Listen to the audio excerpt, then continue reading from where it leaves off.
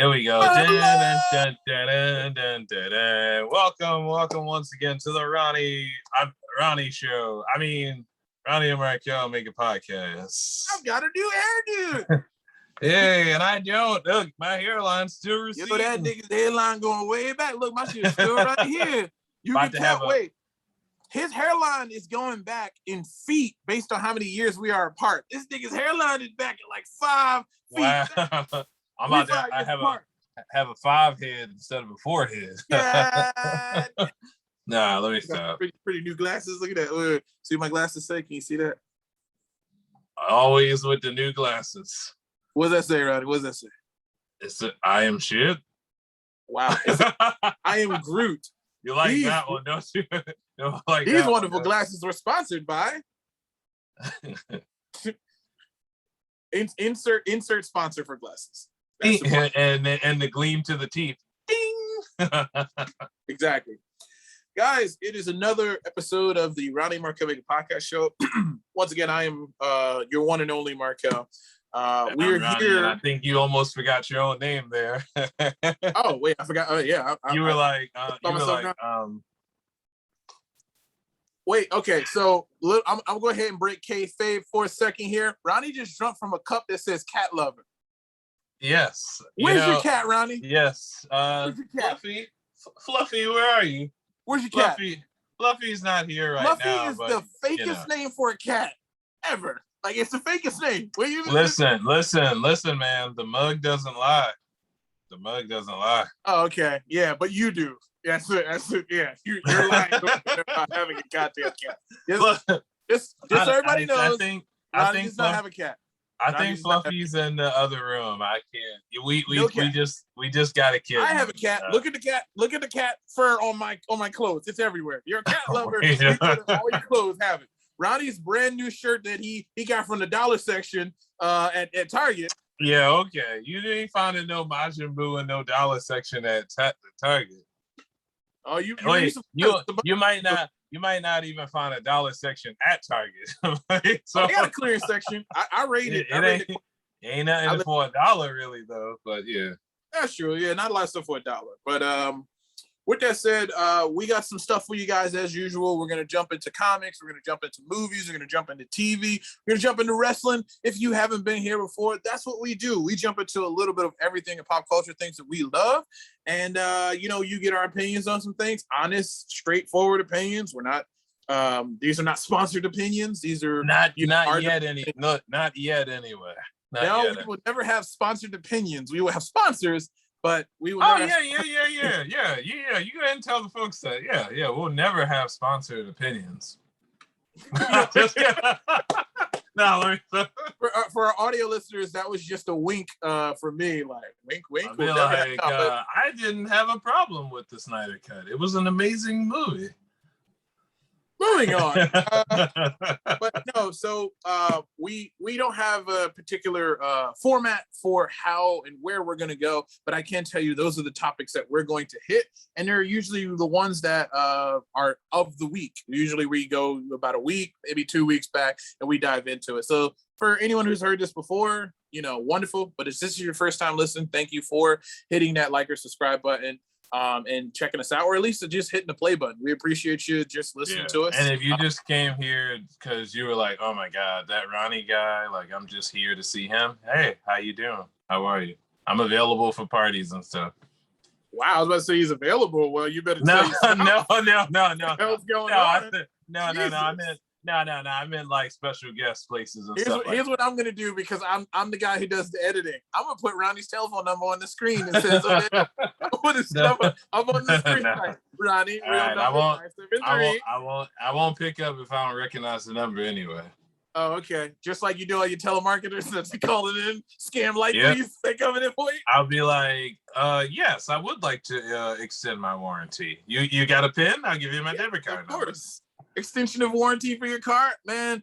Please, if anybody has actually gone through with that and has actually used that, please make a comment like below, or if you're listening to this audio, make a comment in your app to like let us know like what the heck that is, or if you work for that company, whichever company it is out there, please let me know. Like, I am just dying. I won't take the time to talk to you on the phone, But like, please let me know, like, what actually is this extended warranty for car that all of a sudden, since we're all home and we all and we need to. Oh, look, I'll tell you. I'll segue that into something else where a wonderful company told us a shit ton of stuff today. Netflix had their what do they call it? To-doom event today. Guys, that's what we call a terrible segue. Like, what was the segue? I'm not even sure. Because like, you were talking about companies. Like, what? Speaking of coffee, no, but so Netflix had their Tudum event today, which they unveiled a bunch of trailers and clips for a bunch of new shows that they have coming out. Spell Tudum? Oh yeah, good. Tudum. Oh, stop looking at the screen over there. Got him, burn, got him. He's over there reading the cue. Yeah, you keep reading those cue cards over there. You keep reading those cue cards along That's with what they for. That's what they're for. He got the teleprompter like, I do love the Snyder Cut. It is. You know what? I sure do. And the Netflix fan event revealed plenty of clips and news nuggets about everything from Kanye West to Cobra Kai. So now he's reading someone else's review online. No, those exact words. Okay. But anyway, they did reveal a bunch of stuff. Of course, for me, Stranger Things is at the top of the list of things that I can't wait to see. Can't wait to see what role Robert Englund is playing in this whole thing. Can't wait to see what really happened with Hopper. Can't wait to see if 11 gets her powers back. And what the fuck the Demogorgon's gonna look like in this season, because they keep evolving that shit every season too. I'm gonna go ahead and do the Elmo emoji. I'm not emoji. Meme.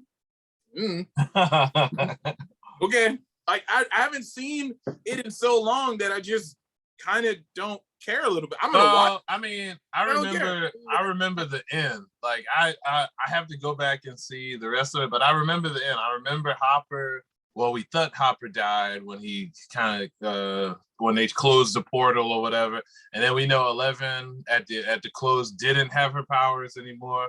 So I'm hoping that they explore all of that in this next season and a whole lot more. And I hope that we get the whole cast to return. I mean, so far there hasn't been any like leaks or anything saying that some people aren't coming back. I'm pretty sure that the whole cast is coming back.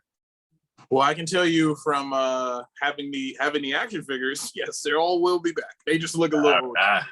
If you haven't checked out the action figures, go and pre-order them. Once again, this is not a commercial. This is just a toy guy just telling you, like, if you like the Stranger Things toys like I do, they have the Void series, which is 11, Hopper in some blue jumpsuit. It's kind of funny because his blue jumpsuit looks exactly like Michael Myers. So if you pop the head off and just put a Michael Myers NECA head on there. Oh, that's fucking dope. And they just had the Stranger Things Blacklight pops. They did the pre-orders on Target. Of course, they sold out quick as shit. This guy. Who are you Funko heads out there? Look, this guy if you look got at my collection over there, I don't have any Funko Pops. I like action figures because they're so much better. Okay. They're so much better than the little tiny little head, shrunken head things. Wait, speaking of, just because I know we're not even doing this segment, but just because I got it yesterday, this fucking Brightburn, this shit is fucking awesome. Whoa! Like, that shit is awesome. That's pretty nice.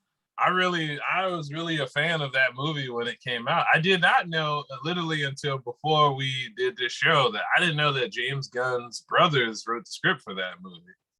Are you talking about the one that is always in the Guardians, or No. I didn't know that James Gunn has 2 other brothers. There's 4 of them. I did not know that, and they're all in the entertainment business.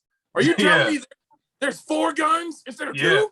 Yeah, there's 4 guns, and the other 2 that we don't see that often, but they wrote the script for Brightburn, and it was directed by I'm a murder his last name, but David Urensky, I want to say is his last name. Sorry if you ever see this video, but yeah, I don't know. I really enjoyed Brightburn. That shit was awesome. I like, my favorite scene is him using the heat vision in the skull. And burning. Wait, was that he did that to his dad or his mom? No, to his dad. He fucking burned his dad. I was like, oh shit! I was like, Superman, take notice. You just grab somebody and just go like, I'm sick of you. You know what? You know the darkest part about that movie is the fact that he murdered the shit out of his parents, and he had really good parents that were really nice to him. Yeah, unfortunately, that was that was an origin story of a villain. That's what that was. That was so going back to the Netflix to them. Was there anything from it that stuck out to you, or anything you're excited about seeing? Well, I'm glad you asked. So there was in all seriousness, there was quite a few. One that stuck out to me as a big anime fan, for all you anime fans out there. Now, this was delayed because the main star, I can't remember his name right now, escapes me, for Cowboy Bebop. He was also in famously from Howard and Kumar. You're talking about John Cho, right? John Cho, thank you. John Cho actually broke his leg on set of this, and there was a whole delay to this coming out. This actually comes out. So I'm really excited to see that. But I never actually seen Cowboy Bebop the anime, so this gives me a chance to go back to watch the anime too, so I can compare it to the show. It's pretty long, so you're gonna, you might want to start doing that now. I mean, I'm currently binging Supernatural, so bring it on with the long. Easier because anime is like 20-minute episodes. It's actually like 18 minutes if you cut out the intro. It's like 18 minutes, so you can burn through like 10 episodes in maybe 3 hours. Oh, okay. Yeah. All right, I can do that. Okay. It's basically a bunch of space bounty hunters. That's literally what it is. It's just like I'm just giving you the gist of it. I know it's more complicated, more stuff going on, but it's just basically space bounty hunters. That's what the show is. Space cowboys. Cool. But they did a very cool thing, which I hope is the intro to the show, which is they literally did a parallel to the anime opening with all the live action actors playing the characters that they were there. And I gotta say, a friend to the show, which if he ever sees this, I'm putting it out there right now, Mustafa Shakir, which we interviewed for Luke Cage back for Netflix as well, still getting that Netflix check. We talked to him before, and I remember way back. That was way back when we were still recording the show from a Dunkin' Donuts. Oh yeah. Oh wait. You mean our private office? We've never recorded in a Dunkin' Donuts. I mean, I already said it, so just the cat's out the bag. Sorry. But we want to talk to him again just to see like what was the preparation and the process. So Mustafa Shakir, expect a phone call from us or email or something. Now I know you got a way bigger, and I actually want to point something out that I wish that I knew at the time of that interview. Do you know Mustafa's a rapper? And not just a rapper, he's a lyricist. Like yeah. He's really good. I remember that. Like, he's got some music out there. Yeah, he's doing this, trying to do his thing. What we call this, I'm gonna get close over this. That boy got bars. Bars. If you're not ready, he's got bars. Like that's that boy got bars. So you ain't ready for this, son. You ain't ready for this, son, because he got bars. Go on Apple Music and stuff too. He does some great music. So like hopefully we get a chance to talk to him for that show. But yes, that was one of the ones that I was really excited for because I love how they did a nice live action rendition of the anime intro. And they showed you like the villain. They showed you Spike, which is who John Cho is playing. They showed you I forget. I think her name is Valentine, or that might be her last name. And then they showed you Mustafa Shakir's character. They even showed you the freaking dog. Like they have the dog that's in there, and it's a real dog. And it's like, yo, like I love that. Like I love the fact that whoever this dog is might have one day wanted to grow up to be this dog in the show in the live action version. Like we don't think about dogs. Hey, it is what it is. You want to bring it. You bringing something to life. I say bring it. I think there was a lot of other stuff I probably still have to go through and read. But of course, Cobra Kai. Come on. Like I'm like, I got a whole list of things here. I'm just wondering how the fuck they're gonna top the last season, because I'm like, yo, last season was dope as shit. And then I'm still was going back through the cast. Like I feel like the only thing that's left for Cobra Kai, maybe we might get one more season or so, but in terms of like we're gonna cast 5. Oh yeah, and in terms of old cast members, I'm like, you know what? Could we get Hilary Swank? I mean, we got everybody else. Like, Can we get Hillary? So anybody else from the original that they haven't had? Because I'm just like, yeah, they're doing the damn thing. They have done a job that is not easy to do, which is revitalize a franchise before a lot of people were born. Like they revitalized something that movie. When did the first movie come out? The 80s? You can. Yeah, it was like in the 80s. I keep thinking like the movie. It's one movie that popped into my head. The thing like that started, to me. This is just opinion, not a fact. That started the trend of like old TV shows coming back, and I said movie, which is Creed. I feel like Creed opened the door for all the. I mean, I know I'm pretty sure there's other ones that I'm not thinking of, but to me, because I saw it when I first saw the trailer for the first Creed movie, I said in the theater like, "Yo, this is genius!" Like, you know, to think of this idea. So let me give it a translation of what Ronnie just said. This is fucking brilliant. Yeah, that's fucking brilliant. Yeah, so I'm like, I think it opened the door. So I think, you know, Cobra Kai and that's why I said if you want to bring back Family Matters or, you know, Martin, any other shows, like come on. No. Come on, man. They brought back Full House. There is no. I'm gonna say beat that right now.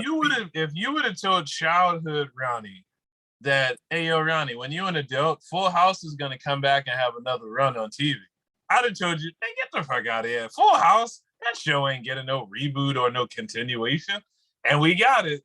We got Full House. Just off the top of my head, we got Will and Grace. They brought Will and Grace back. They even tried Murphy Brown at one point. I don't think that one lasts that long. There's been a ton of shows that they have, like, you know, breath new energy to. Oh, I still got to check out the Wonder Years. They remade Wonder Years with a black family. It's on Hulu. It started. First episode premiered already. So, I haven't watched it yet, but I know Don Cheadle is the voiceover this time around. Yeah, he's a voiceover, and it's gonna be interesting to see. Like, I'm like, if it has that same. I'm gonna just be an extra nerd, and I'm gonna go back and watch the first episode of the original show, and then I'm gonna watch this new one and see if it holds a candlestick to the original.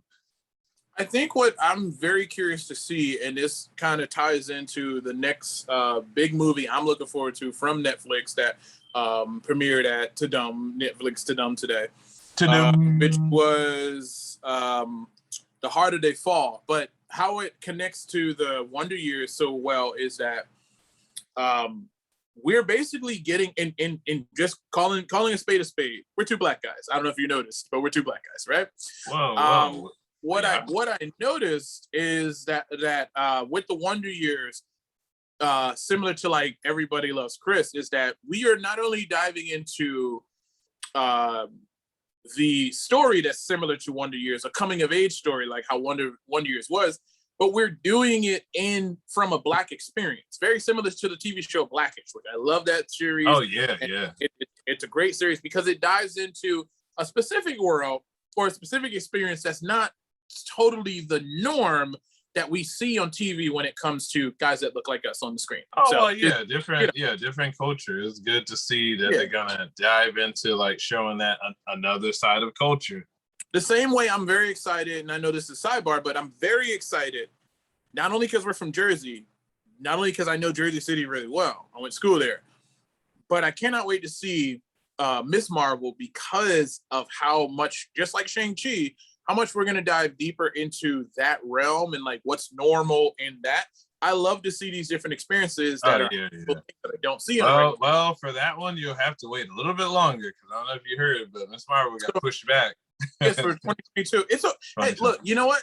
With Marvel, it's a good problem to have. They got so much content that they like, you know what? Let's just move it a little bit. We'll move it a scooch, and then we'll speaking of that, that's another thing that we didn't talk about on the show, which was the whole Marvel Studios suing.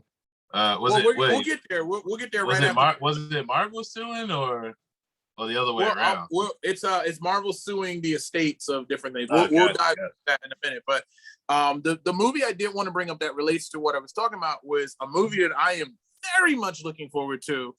I didn't know I wanted to see this movie so bad, which is The Harder They Fall, which is a Regina King joint. along with Idris Elba, along with. thought you were gonna say Regina George. I'm like, Rachel McAdams is it gonna be in one of the producers is Jay-Z. It also has another guy who is in the Marvel universe that we were talking about, Jonathan Lee Majors. Him very much like Yaya. I like to know who their agent is. Oh yeah, they get them boys paid. They had. I'm gonna just tell you right now, Jonathan Lee Majors and Yaya. They got the same agent. They must be represented by the same agent that represented Chadwick Boseman. Because, the roles that these people they get, it's insane. Yeah, they're getting the roles, and I think they're getting to that point of roles that they would like to choose and things that they want to do. So. I just have a quick theory that I thought about with him, and I know we're still talking about the harder they fall, and I'll get right back to that. I have a theory with Kang, and I'm very curious if Marvel is going to explore this. Now, the one thing that a lot of people really didn't talk about, like I was just talking about with Harder They Fall, was that for the first time, history-wise, Kang is not, like purple like he is in the comics. He is a darker shade, but he's actually African American. He's also a time traveler. So when I think about that, I say to myself, I'm like, will Marvel do that? Like, will they make this guy essentially an African American guy go throughout time for an African American? Like, I'm very curious to see that. Or if they're just like, no, we're not touching that. Like, he is from the future. We're not touching that. He's from the future, and then this is the stopping point, and we good. We ain't trying to get it too political. The thing is that I would be willing that they might touch on it a little bit, just because I was not really expecting them to touch on that in Falcon and Winter Soldier. Like, I really didn't. I mean, I wasn't even thinking about the stuff that Anthony Mackie put on the table till he said it, and I thought that shield does represent something different. Like, I'm sitting there watching the show, that shield does represent something different for people that look like me. I think about Kang, and I say, what are the things that makes for a compelling villain in the Marvel universe or any really great story? Is a villain, almost like a sympathetic villain, in which you can completely understand, even no matter how crazy it may be. You can completely understand where they're coming from. So the thing I really don't know just yet with Kang, especially if he's going to be the big bad, is what's his motivation. Wenwu, who is a really good villain, or Killmonger, who is a really good villain, or Loki, who is a really good villain, or Thanos, who's a really good villain, they all had pretty interesting motivations that you can understand. Yeah. Wenwu was getting tricked by a damn demon. Well, the fact that Kang is a really smart guy, I feel like tells you has a lot of good intellect. Tells you that he's going to have some type of really compelling backstory. That's what I'm saying. It's like, I'm just curious of what his backstory is, and if they're going to try to utilize the fact that because to me, you don't have to do it. I'm not saying you got to do it. It's like if you made a black professor. Me and my lady were just talking about that, or me and Danielle, I'm saying lady for the audience, but me and Danielle were talking about different people who could potentially be Professor X and Magneto if it was a black person. And we were talking about different people, and I was just like, oh, who might be interesting, even though he's already played like a bald, smart guy that we already know really well. Lawrence Fishburne as Professor X. Lawrence Fishburne? You know who I was going to say? I was going to say Jeffrey Wright as Professor X. The guy that's doing the voice on the What If. I thought maybe, because I don't necessarily think that Professor X has to be bald. That's with me. Don't have to be bald. Let me go ahead and push my glasses. Well, actually, he's bald, dude, based on his genetic mutation, and it helps to it actually, No, I know that, but I mean, it doesn't necessarily have to be. You don't have to shave Jeffrey Wright's head if he was to do it. I think he has the voice and the acting chops to pull that off, and he definitely sounds like the type of actor that can inspire other people, by saying something inspiring and stuff. But and then when it comes to Magneto, I'm like, I don't know about that one. I'm not Morgan sure. Freeman. Morgan Freeman? Nah, you want me to save up? You want me? First they call me Joe Clark, then they call me Batman. Now I'm Magneto. Morgan Freeman. I would say Denzel, but I think he's too big of an actor. He's sitting there like, all right. Okay. So that's what you're doing? Okay, that's what you're gonna do? All right, my man. He's like, I can literally see him doing the King Kong speech with the mutants around him if they turn it back on him. You gonna do this to me? You gonna do this to me? We mutants. I run this. You just live here. If you really want to make it powerful, I would make Morgan Freeman Professor X, and I would make I never remember this actor's name, but I would make the guy from Scandal that played Olivia's dad Magneto. I feel like that would be a great acting dynamic right Papa there. Pope? Yeah, Papa Pope. Like Papa Pope opposite Morgan Freeman. Those two, like, I feel like, that's two great ass actors right there. I'm gonna say I agree with you on the acting chops, but the only thing, and obviously the monologues, because we all know that guy's real good at monologue. But my only gripe would be height. That guy does not. I've never met him in person, but that guy does not look very tall. Yeah, I could say that. Yeah, and Magneto always presents himself as a larger figure, so he has to at least be like Michael Fassbender, which I think. I could check that. How tall is Michael Fassbender? I mean, camera angles change everything. I'm pretty sure somebody's out there or might be writing in the comment section like, it doesn't matter how tall he is. Like, no, it does, dude. Like if you're at least or lady, it does matter in that sense. Like how tall. I can literally just put in how tall is Magneto. Look how Google works. In the comics, Magneto is tall at a believable 6'2". Yeah, He's okay, 6'2". yeah. Like, it makes sense. Like, I'm not gonna ask how tall Professor X is. He's in a damn wheelchair. That's ridiculous. Why would I ask how tall he is? But you know what I mean. Like, so back to Netflix for a second. By the way, John, his name is Joe Morton, the actor I'm talking about, the Papa Pope. And he's 5'9", so he's not exactly short. No. If you're not 6'2", I won't accept it. Oh my God! Come on, man. You must make sure that guy's a phenomenal actor, though. He's definitely one of my top favorite Black actors of all time. Absolutely. He's still also, to me, just gets to me as the really scared guy from Terminator 2, breathing before he was breathing. That's the performance. Yeah. Well, that one didn't end so well for him. Yeah, it didn't. And nor was it like it was just you also forgot the very funny, which was like Linda Hamilton coming in and her kid yelling, "Daddy!" Oh yeah, she just came in blasting like, like, what is going on? What is this?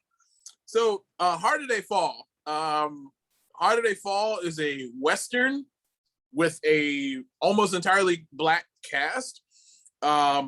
Huge cast. Lakeith is in there. Freaking Idris Elba, Jonathan Majors, who we just talked about. Regina King. Oh man, whoa! Ooh. You cannot talk about this movie without Zazie Beetz is in this movie, my friend. Oh my God. Love me some Zazie Beetz, man. I can't. Another phenomenal actress, and not to mention gorgeous. That's just an added bonus. She's again one of those people who you don't realize. You go, oh, I see her. She's beautiful.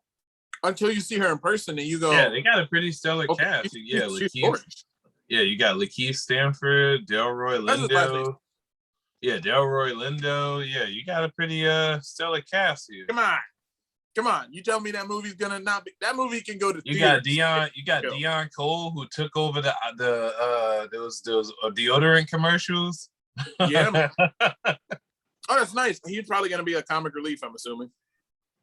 Yeah, possible. Who's the young kid in there? I can't remember. It is that's in that movie. Young kid, maybe Woody McClain. Yeah, How Did They Fall? He's the only actor I see that looks kind of young. He's a young guy. Now, one thing I want to point out about this, particularly the reason why I brought this up, out of all of the shows that they brought up and movies they brought up, which I'm really excited about Ozark season 4. If you ain't watched Ozark yet, I don't know what you're doing with your life. I still got to go back to that. I'm gonna tell you right here now, Ozark changed my life. I'll tell you that. Ozark changed my life. I'm telling you.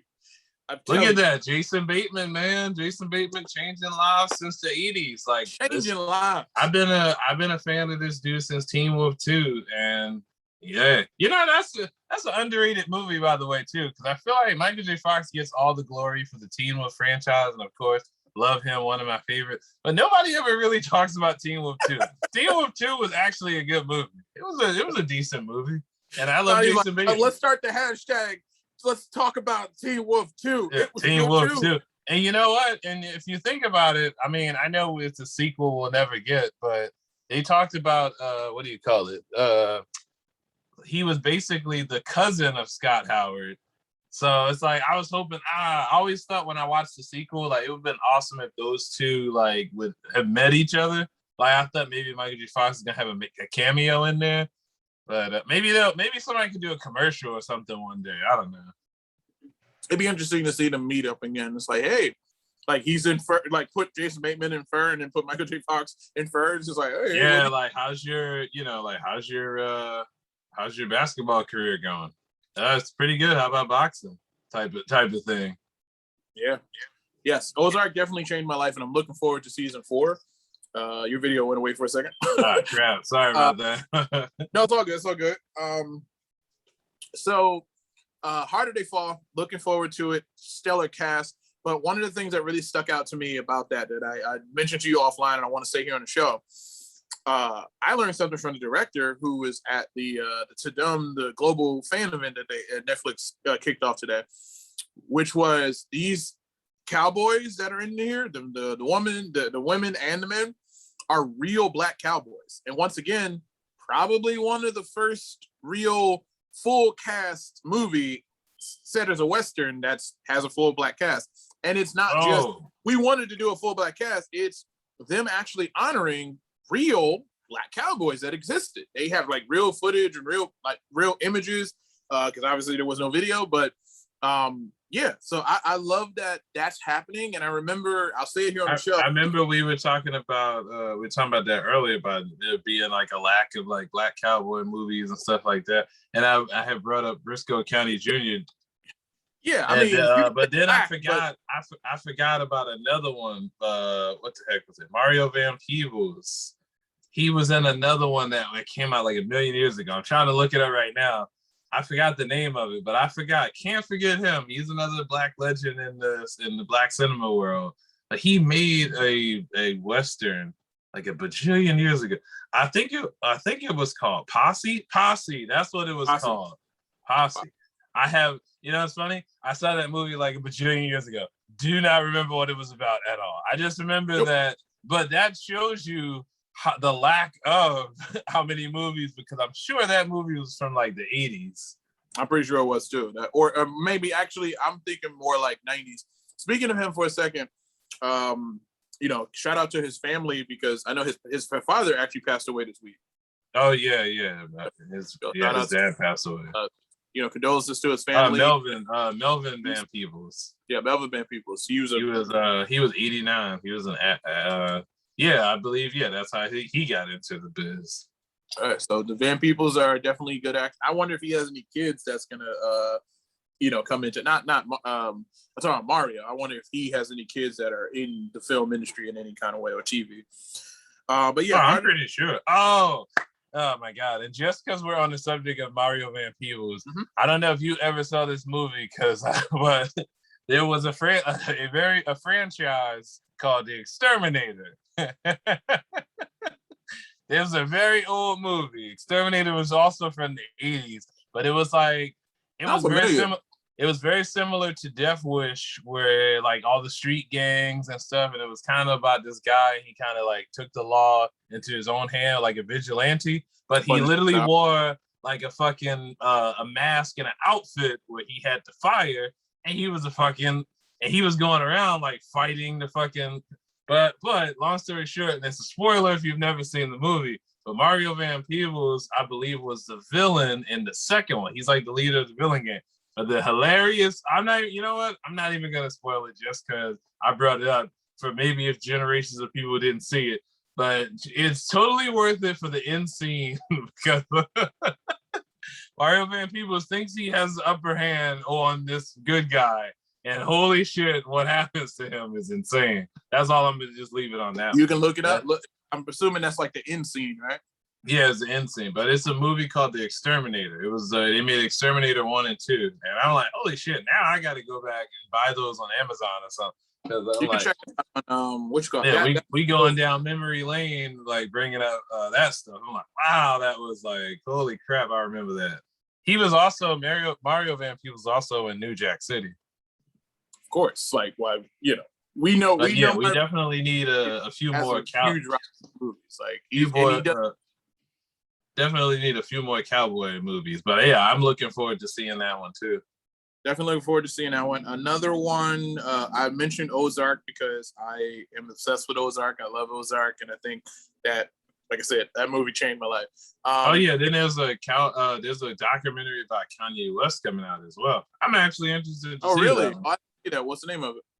What the heck is the name of that one? I don't even know. There's another season of Aggretsuko as well, which is a really cute little anime cartoon starring a red panda who loves to do death metal karaoke. That's all I'm gonna say. It's kind of like it's just a general like day-to-day life thing where like she just has like different adventures at work and then outside of work, she's this really cute red panda, but at work she's this really cute red panda, but outside of work she's a death metal, a karaoke singer who's really good. Look, they actually don't give a date yet, so I guess it's just coming this fall or next year sometime. Yeah, some things were just coming soon, so they were just pretty much Netflix was just flexing today. They were just doing a nice little flex. They like, let me show you what we've been working on and what we gonna have for the next 2 to 3 years, so you can make sure you keep that $10 to $20 subscription coming out your account. We need pretty that money. much. I mean, I honestly didn't think they even needed this because like Netflix had me sold a very long time ago. So it's like I've had Netflix since they had the disc. I wonder how much loss they took back when they had the disc. Because I'm like, I remember several times like calling them like, hey, yeah, I never got my movie in the mail, and them just sending another one. Like, I wonder, like, that was probably a big loss for them back then. I don't imagine that it is, only because of by the time Netflix started doing the DVD run, you could go to Staples and get a bunch of recordable DVDs, 100 a pack for maybe $15. So don't imagine that the DVDs cost them that much. I do think that there was a loss. You're trying to say they was burning movies? I'm pretty sure they were burning movies, of course. Like, they had a factory of them just burning movies. They were, so one great cool thing, just speaking about Netflix, since we're talking about them, one great thing about them is that they were ahead of the game in terms of being able to, they had to have all of this stuff on a server in order for them to be burning it to these discs, as well as getting the rights to share these things. So I can imagine an old conversation with like a Netflix representative going to a company going, hey, you know that movie that's just selling on DVD and sitting on VHS? What if you gave us the rights to it for a couple of years and we just, send out DVDs to people, or we can just put it on our server and have it sit there for a little while. It'll only cost a few bucks. And they're like, okay, whatever, buddy. Like, I guess. Sure. You know what? Sure. Although it's more than a few bucks depending on what show or property it is. Well, that's the thing is, I think I can guarantee you, if you talk to somebody from Netflix, the money that they paid for a lot of these different properties were way like a fraction of them having that content. Because I can tell you when the streaming wars begun, and all of these different like Paramount Plus and HBO. I still love how how HBO Max came over to Netflix like, hey, what's going on, guys? Yeah, and then they just snatched Friends like, yeah, hey, that's ours. Yeah, that's ours. Shut up, it's ours now. because all of them had to wait, which gave one of the things that gave Netflix. I know we're talking politics now and business, but one thing that I think that gave Netflix a really good advantage over the years of being like the mega giant studio that they are now was the fact that they did have this huge library of content that you can sit there and stream for only less than $10 a month, for them. I feel like I'm doing a commercial for them, but like that's essentially what they had as a huge leverage over you realize that them having all of that content for all these other people, they had to get into the game and wait until the legal deal was over before they went, let me have that. Let HBO Max have showed up at their door when they didn't have the legal rights to come for Friends. Yeah, let them show up. You're like, hey man, do you mind if I get Friends is right? Get your ass out. Like, hey, you come back in 3 years. Oh yeah, they knew. Yeah, they knew to do it when they did it. That's what that's why they did it. Over there like punks. The HBO Max. I can imagine some little guy coming over there like, hey buddy. Friends just became available yesterday, so you can choose to me. And Netflix is like, man, take that shit. And I didn't need it anyway. I had it for 6 years. Friends is that show. They snatched up some great ones though. I'm like, HBO Max snatched up Big Bang Theory and Friends and like bought them rights for like a couple years to them. But again, for Netflix, they had such a great advantage also because think about what they started doing when they got money. All of a sudden you started getting Kimmy Schmidt and all of these other original Orange is the New Black. And then they did a really good job because they took a lot of original shows with a lot of actors that we had no idea who the fuck they were, and they made it work. I'm like, they were doing the DVD and original streaming simply for capital to build what they really wanted, which is what they are now, which is a mega studio. They are a mega studio. You realize that they can go and have the same conversation with Denzel Washington, Will Smith, Sandra Bullock, and, whoever. But you know what's funny? I feel like for me, I feel like there's enough love and stuff for everybody. I like all the streamers so far. I like HBO Max. I like Netflix. I like, all of them.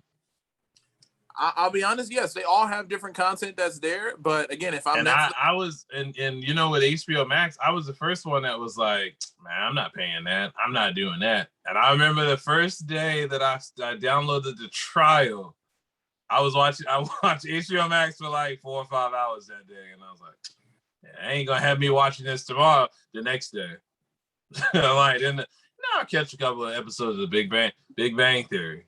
Oh, they got some bloopers on here? They got some clip. Yeah, next thing I know, it's like 5 months later and I still got HBO Max. I can put in the little tag from SpongeBob, 31 days later. And he's like still sitting there like, I guess I'm sitting there with popcorn like, you ready yet? I was about to start it. I think a really good I think they did I'll put it this way.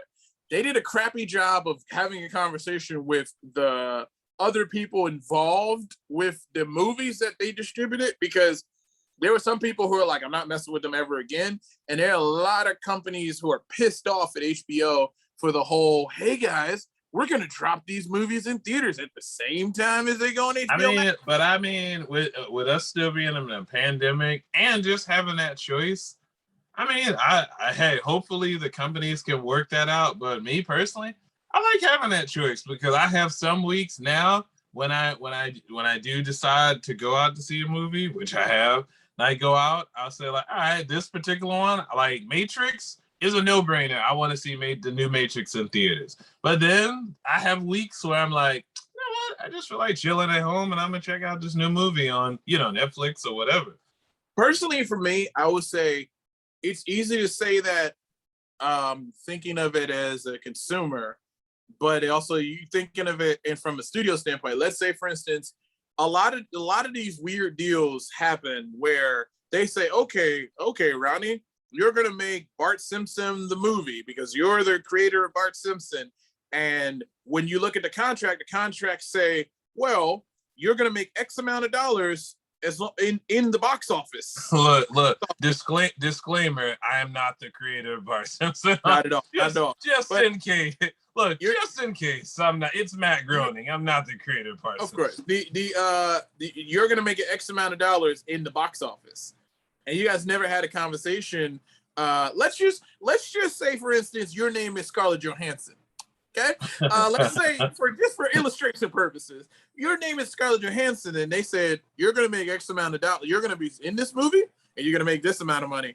But oh boy, when it gets to that box office, you are gonna be rich. All right. And then you think they did a Johnny Dangerously Time to Play Ball with Scarlett Johansson? And they're like, wait, do we? Okay, so they check their email. They wait a second. We have the movie right now. So why don't we got a streaming service? Why don't we just upload it to the server? And they go, oh, give me a second. Let me call Scarlett Johansson. Put that fucking phone down. Like don't do that. That's not what we do. Okay? Don't do that. Do you know how much money from Access and Premiere? $30 each. We can get $30 a ticket for people to sit at home and watch this. And it's like, or I feel like maybe the conversation went like this. Scarlett Johansson was like, "So you're not gonna put it in theaters, right? Not gonna put it on Disney Plus. No, only in theaters. Yeah. And they were like, of course, only in theaters. And then when she left the room, they were like, "Oops." They pressed the button like, "Oops." Oh, did you just upload that to the server? Did I just upload that to the server? But wait, isn't it going to charge $30 per download? What? And then somebody was like, "Oh no, let's stop it." Once again, sorry for what's going on with Scarlett Johansson, and we hope that those guys can work it out for sure. Disclaimer. But it is very interesting. I mean, it's an exaggeration, but I mean, hey, like I said, when it comes, I always think of companies like when you're gambling in Las Vegas or Atlantic City, the house always wins. So the decisions that a lot of companies make benefit the company first and everybody else second. So like her story is definitely very believable. Because I'm thinking like, man, if you take any company, it's like, man, I wonder if they give a shit about their like the money and the finances before their employees first. So I would not be surprised if, they owed her. So one quick thing before we move on from the Netflix to I'm just going to mention some of the other ones that occurred that were also previewed as well. Go for it. So we got Britney versus Spears, which is a documentary about Britney Spears' situation. We just had a wonderful conversation about that. When you said Britney versus Spears, I imagine Britney Spears getting out of a car and then Goldberg coming out of nowhere like, Spear! Oh my God! Another one! Like, oh, the undefeated. We have Army of Thieves, which is a prequel to The Army of the Dead by Zack Snyder. Another Zack Snyder. Cool. Okay, hopefully somehow they add some zombies in there. So, in case you haven't seen this movie, it's starring Thor, aka Chris Hemsworth, or should I say, formerly known as Chris Hemsworth. Thor Odin's son is his actual name now. Extraction. Clearly, if you've watched this movie, you know that the dude was shot. Spoilers. 3, 2, 1. You haven't seen the movie. I'm just gonna spoil that in real quick. Shot right through the throat, bullet in and out, right through the throat there, bleeding out, gargling in his own blood. But I mean, it went in and out though. So if it went in and out, is a possibility that it missed some stuff. You know what's interesting here? You see these lovely little things. This is called the jugular. Okay, so that thing gets severed. Kiss a buddy, okay? It's not. I mean, there's always a percent chance. Cool. There's always a percent chance, man. Always a percent chance. Tell the headless horseman that, okay? He has no fucking head. It's gone. It got chopped. I'm gonna tell you right now what happened was Netflix got the numbers in like, okay, yeah, these are the numbers. Okay, wait, these are the numbers from the extract. From the first, they were like, yes, sir. That many people watch this shit. Yo, we getting a sequel. But sir, he died in the end. Yeah, he died in the end. Go get the fucking writers and we're gonna write a sequel. So they literally show in the clip the end of the movie, and then they show him fall over the bridge that he's on, bleeding out into the salty water, and then he's at the bottom of it. And so there you go right there. The salty water went in, clogged up the wound, a chance for him to live for the sequel. Boom. Wait, I got it. This is a sequel right here. Chris Hemsworth comes back. You know how he comes back? Come closer. He's a robot. Oh! He's a robot. There you go. Wow. He's a cyborg. You also wrote on this shitty movie. Okay, cool. All right. Cool. All right. There you go. Cool. There you go. You're welcome. Job, right? Look, you're welcome, Hollywood. You know what? I need a little bit of that residual royalty check, but you know, you're welcome. Cool. I appreciate you giving us a moment of your time to give us that bullshit. Because he got shot through the jugular with a sniper rifle and then fell over. That's like Saw 3. Remember how many years are we still hoping that Jigsaw was still alive? Like, we watched this man get his fucking jugular cut open with a buzzsaw. And we still and the sequels come out and we still like, Jigsaw's still alive. He's still gonna alive. pop up any moment. Nope. I remember one of my friends was like, yo, my man, he dead. You ain't coming back from no buzzsaw to the throat. I'm like, I'll take a line from Last Dragon. If you don't know what that is, please stop watching the show, because Last Dragon. The Last Dragon, and it ain't coming back from that. Yeah. In the theater, ain't coming back from that. But yeah, there's some other ones. One that I was really excited about. I don't know if you should check this out. Not just Sailor Moon. Sailor Moon has a movie. The Sandman has a little teaser there. Oh yeah, Sandman. How old? Okay, that guy that was the villain, he was in Game of Thrones, but the guy that was the villain in The Golden Child. How old is that dude? He was old when I first met him. He's like the white Morgan Freeman. Like, he just was always old. Like, I don't. You know what I'm talking about? Like that guy. I know exactly who you're talking about. Yeah, he played. He was the main Lannister. He was the father, and he also was in Godzilla before Godzilla versus Kong. He was the one that was standing at the end smiling when they Ghidorah's head. They was standing there. They like found his head, and then they made Godzilla versus Kong. He wasn't there. I don't know what happened. I guess they couldn't afford him. I don't know. They couldn't afford him, or he had some other role. There's another guy who could possibly play like a Magneto. Thinking of He's too old. We don't need another Ian McKellen. We had Michael Fassbender. I'm gonna tell you right now, Marvel, go ahead and just get Michael Fassbender. Just do it. Just make it happen. The guy's getting older, so he clearly is still gonna look like him. So just get him. He's right there. He's not going anywhere. Oh, I wonder if he's a good actor. It's Michael Fassbender. If you don't know Michael Fassbender. Yeah, Michael Fassbender is a good actor, except for Assassin's Creed. But other than that, he's a good actor. That's not his fault. That's called a good actor in a terribly written movie. Sorry to the writer of that movie. You didn't do a good job adapting the game, but it's a video game, so you know how could you? What was another? Oh, here's another. Oh, his name is Charles. His name's Charles Dance, by the way. Charles Dance? Yeah, Charles Dance. Like that's Dance? his name. Really? Yeah. I never thought that. Well, Charles Dance, you're an amazing actor. How old is he? I gotta look it up just because it's gonna kill. Mind-boggling if we don't. Just bear with my slow internet. Oh, 74. He's 74. That's it? Yeah, that's it. How old is Morgan Freeman then? Wait a second. How old apparently Charles Dance discovered the fountain of youth and to slow down the aging process because, you know. I mean, I wasn't sure how old. All right, I'm a guess. Before I put in Morgan Freeman, I'm gonna guess that Morgan Freeman's about 79. I'm gonna say 85. 79. You say 85? Mm-hmm. You think he's that old? Holy shit. All right, Morgan Freeman is 84. Holy shit. Wow, yeah. I'm not. Listen, you see that right there? That's all I'm gonna say. Right there. Okay? That's what happened. Okay, so, Morgan Freeman still looks good for his age then, because he don't look 84 to me. I'm gonna lean in again. Right there. I'm gonna say Morgan Freeman looks like he's probably like 60 or 70. Yeah. Yeah, he still looks like 60 or 70, even though he's like almost 90. Like guys, that's hilarious. At this point, I'm just gonna say what Danielle has said to me. I imagine in my head that God sounds like Morgan Freeman. I'm just gonna say it. God sounds like Morgan.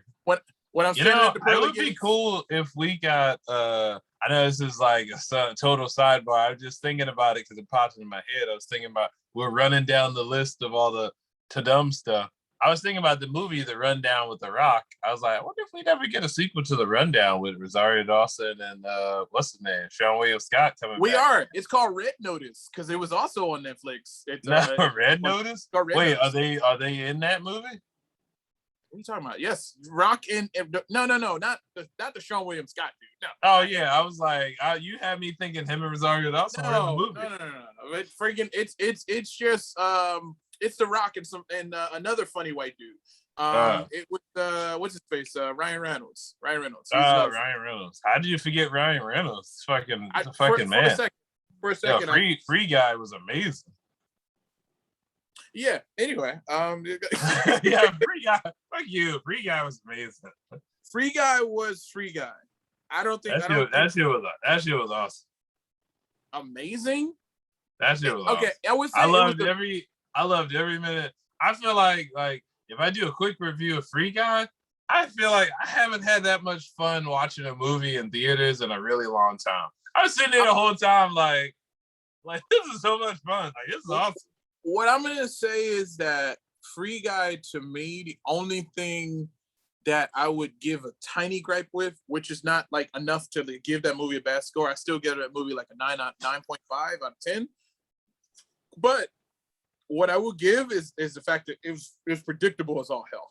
Like the only thing I was interested in was what was going on with Ryan Reynolds. Everything else I didn't give a shit about. I didn't care about.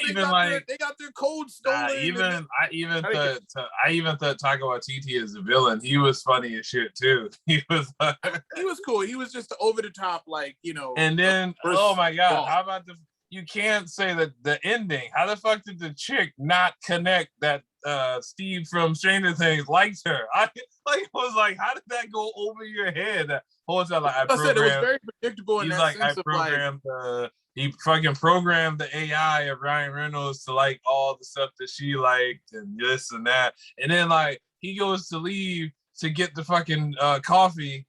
And then she finally realizes like, oh, I'm like, how did you not like what? That was the only part. That's what I said. The writing of the movie was very, very basic. In a sense that like the movie, but I like that. I like that actress too. I think that was the same chick from Zombieland 2, I believe.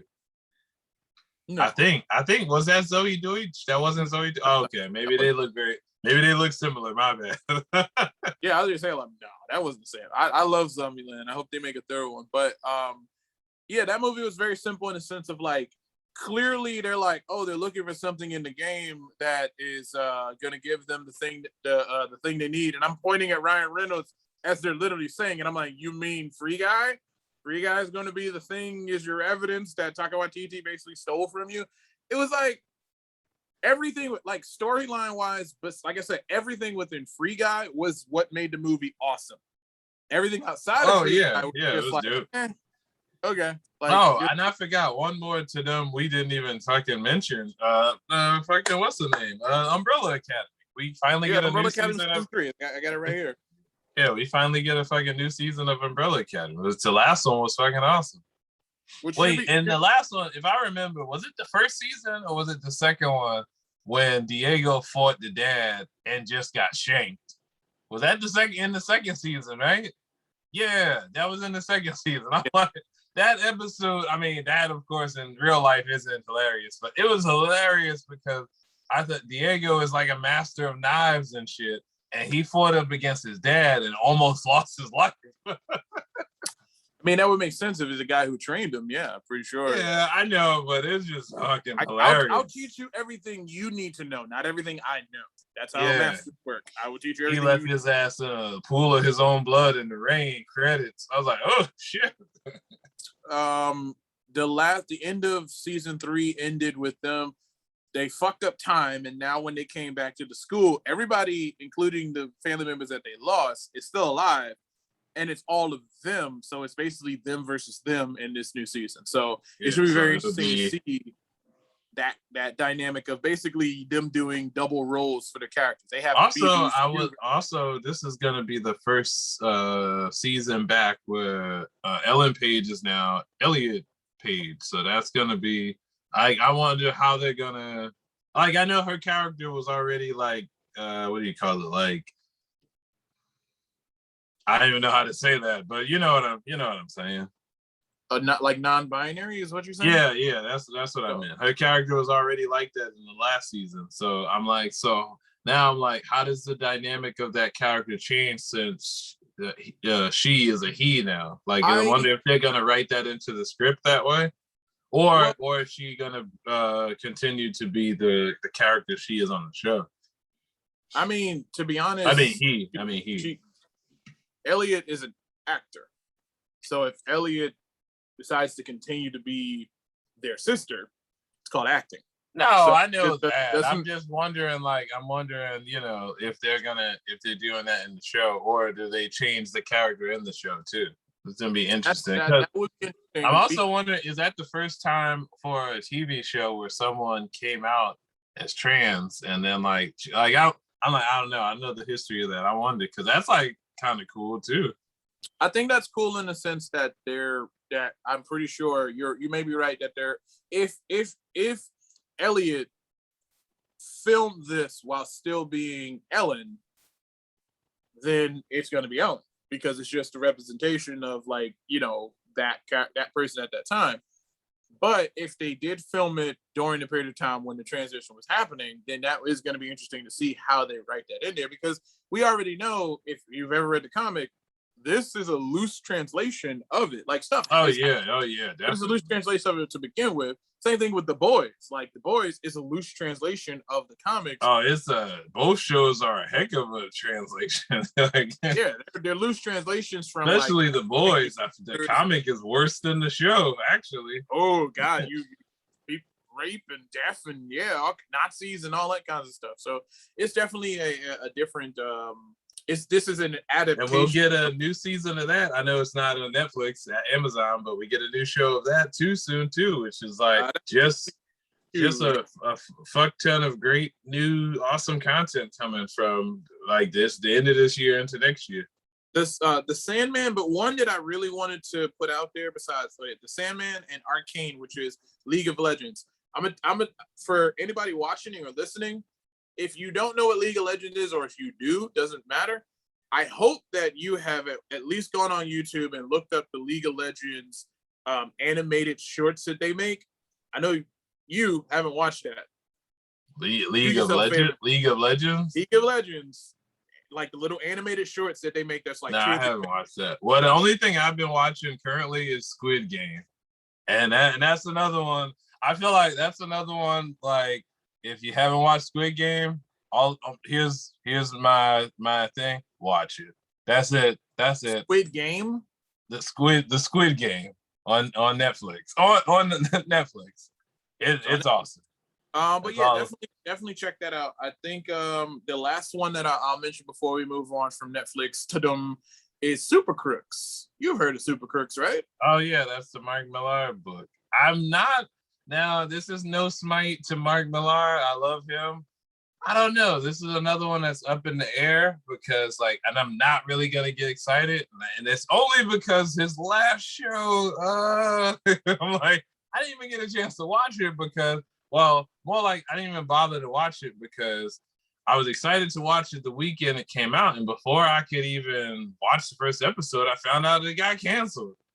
So I'm like, you know what? So with Super Crooks, I'm gonna let it come out and be out there for a minute and see, because going all the way back to DC with Swamp Thing, I don't want to get invested into no goddamn show and then you cancel it, because that is one of the most fucking annoying things ever as a fan. Yeah, let me watch this first season and then get invested with these characters. Oh man, this person's cool. Cancel? What you mean? I mean, to be honest, I feel like the thing that's got me is saying, here, Netflix, take my money that you're already taking. There you go. Swipe my card. Is they've decided to do something different with it, which I haven't seen them do Netflix do in a while. not only did they decide to spend a little bit of money on this, but it's not live action. It's an animation, and just to add a little bit of extra sauce to it, you can watch the teaser trailer. It looks awesome. To add a little extra sauce to it, the studio who actually did the animation for this, and it looks like it, is the same studio that does My Hero Academia. Oh, cool. So it Look, looks, let me just say that just because it's animated, don't mean it can't get canceled. no. But I would say that it is definitely, it definitely looks like it's going to be like Invincible or Harley Quinn, where it's a rated R animation. Well, yeah, and I feel I'm excited. So yeah, okay, that makes me a little more excited. But I'm like, all right, I'm gonna feel it out because I swear. And then Netflix, if you really want to make an announcement that gets me excited, could you do me a favor and bring back fucking Glow? Because Glow deserves the final season, bruh.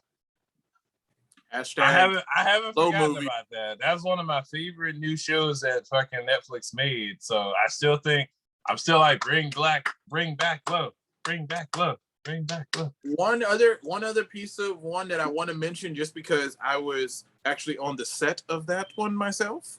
My Hollywood wife, Halle Berry. Oh my god! I'm gonna reach out to you. That's me touching you. There you go. You hear that, Danielle? I don't know what you're talking about. She heard nothing. But she has her directorial debut on Netflix with Bruised. Now, Bruised was actually filmed in New Jersey, but a lot of Bruised was filmed right here in the good old city of Newark, New Jersey, where we're both from. Don't let this guy fool you. Not from Newark. Yo, I'm from Newark. Yo, he's been Newark for a long time. Yo, dumb Brick City, yo, dumb Brick City, son. That's why I'm born and raised. Why you sound like Eddie King? I don't know. Why I sound like from the Bronx, but I'm like, yeah, I was about to say that's where Eddie Kingston's from. Not that. No, but yeah, North Brick City all day, every day, baby. You know he hasn't been to Newark in a while. That's why he talks. He goes all day. Yo. I will always have love for my hometown. I'll tell you, I don't think I've ever told this story on here, but I might have. But it might have been an old episode. But I'll tell it slightly again. I remember I was at home. I was sitting in the other room from this beautiful room here where all my little toys and stuff are. And I got a phone call from Queen of the Universe. If you don't know who that is, that's another person that has been on the show. Go check out the archive. She called me up and said, yo, they filming something down the street from your house. And I said, word? Okay, that's cool. And I was like, maybe I'll step down there. And she said, no. Halle Berry is filming down the street from your house. And I said, what time we going down there? Because I was just like, I looked outside of my house and I saw trucks, like the trucks that they use, like the trailers that they use for the people, parked right on my block. My man, I've never met Halle Berry directly in person before this day. And I will say to you that by the comic or movie gods or whatever you believe in, I was very excited that she literally was brought to my front door. Like brought right to where I live. I didn't even have to so go. How many times did you have to change your pants? I didn't actually change my pants, but this is only the second time ever meeting a celebrity that I got choked up. The first time was Bret Hart. I met him in Freehold, New Jersey, because I was excited. I'm a wrestling fan for life, and he was the guy for me growing up. So it was interesting that in walking into a room where he was, I just stopped and just there, and they were just like, yo, like I was in a line. They're like, yo, like go in the room. I'm like, kind of like that time we met Alexa Bliss, because I feel like that was another time that I kind of didn't really know what to say. Take it back.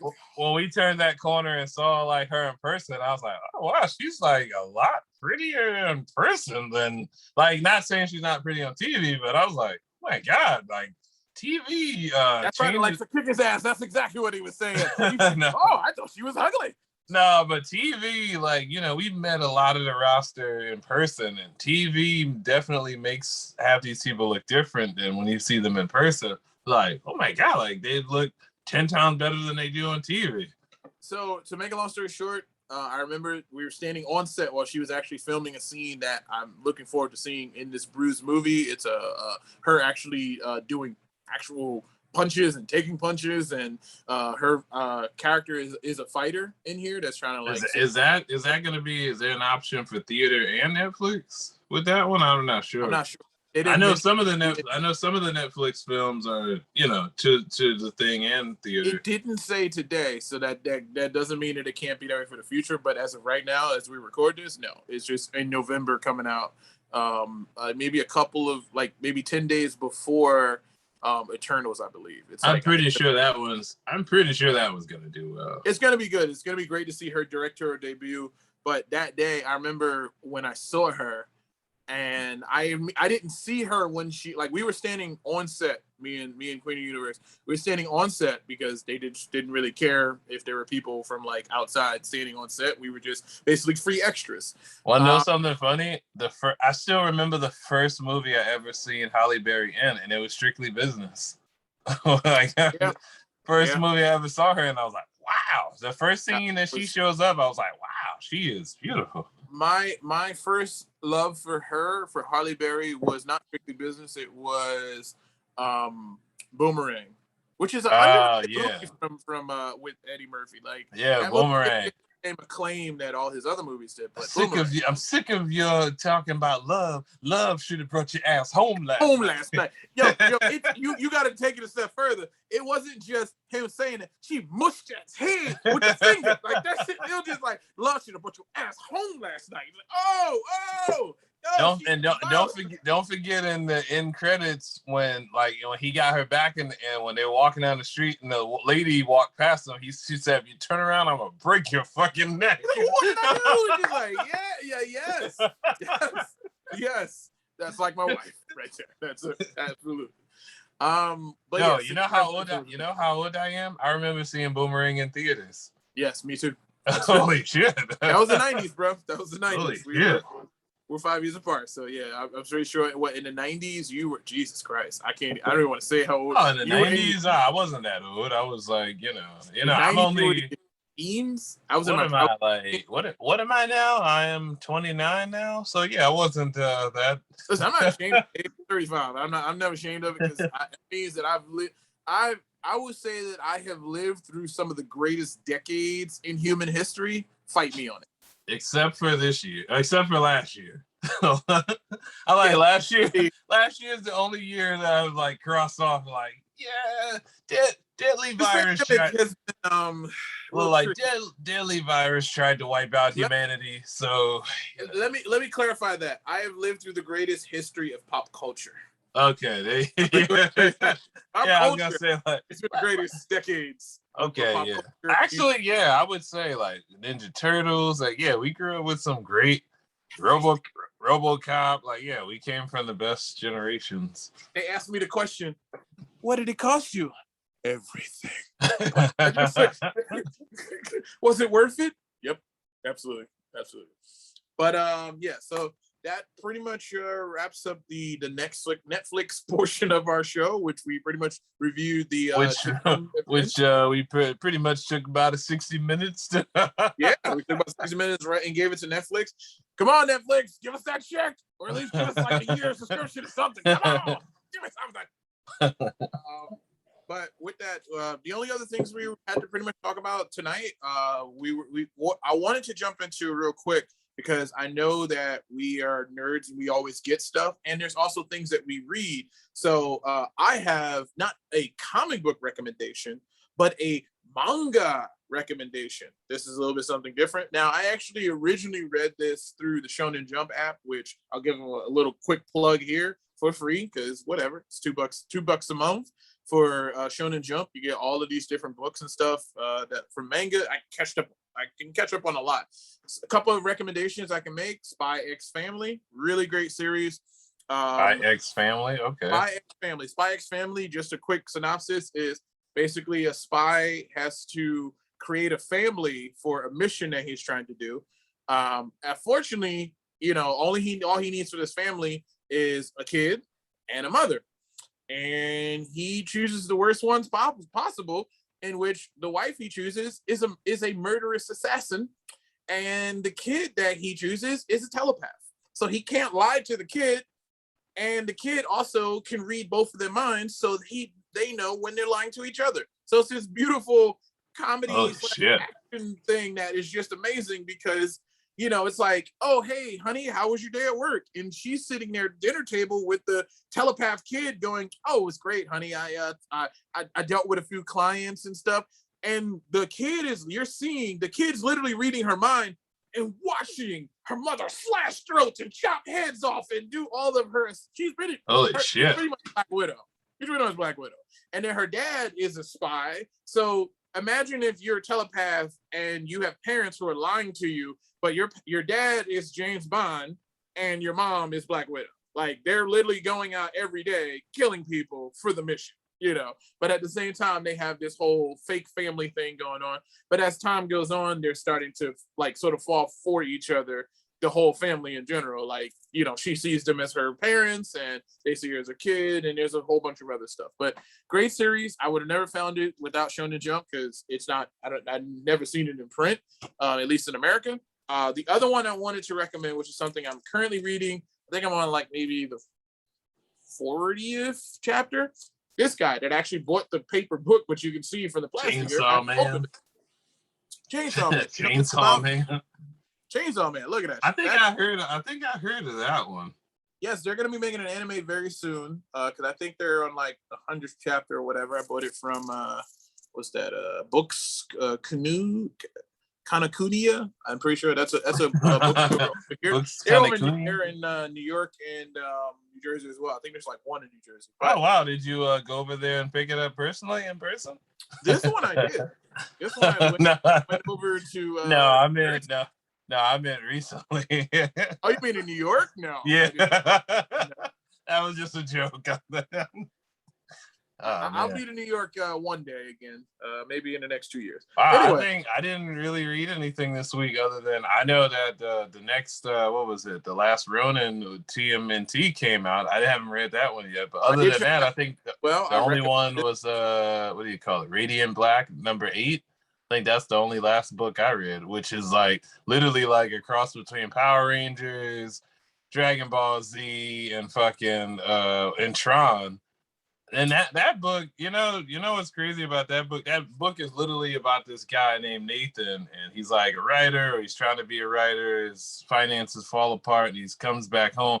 But I swear that book has a twist that and now that it's on issue 8, I can fucking tell the twist. But that book has a twist that nobody sees coming. I don't think I've ever seen that in any other book or even a TV. You don't have to tell us the twist, though.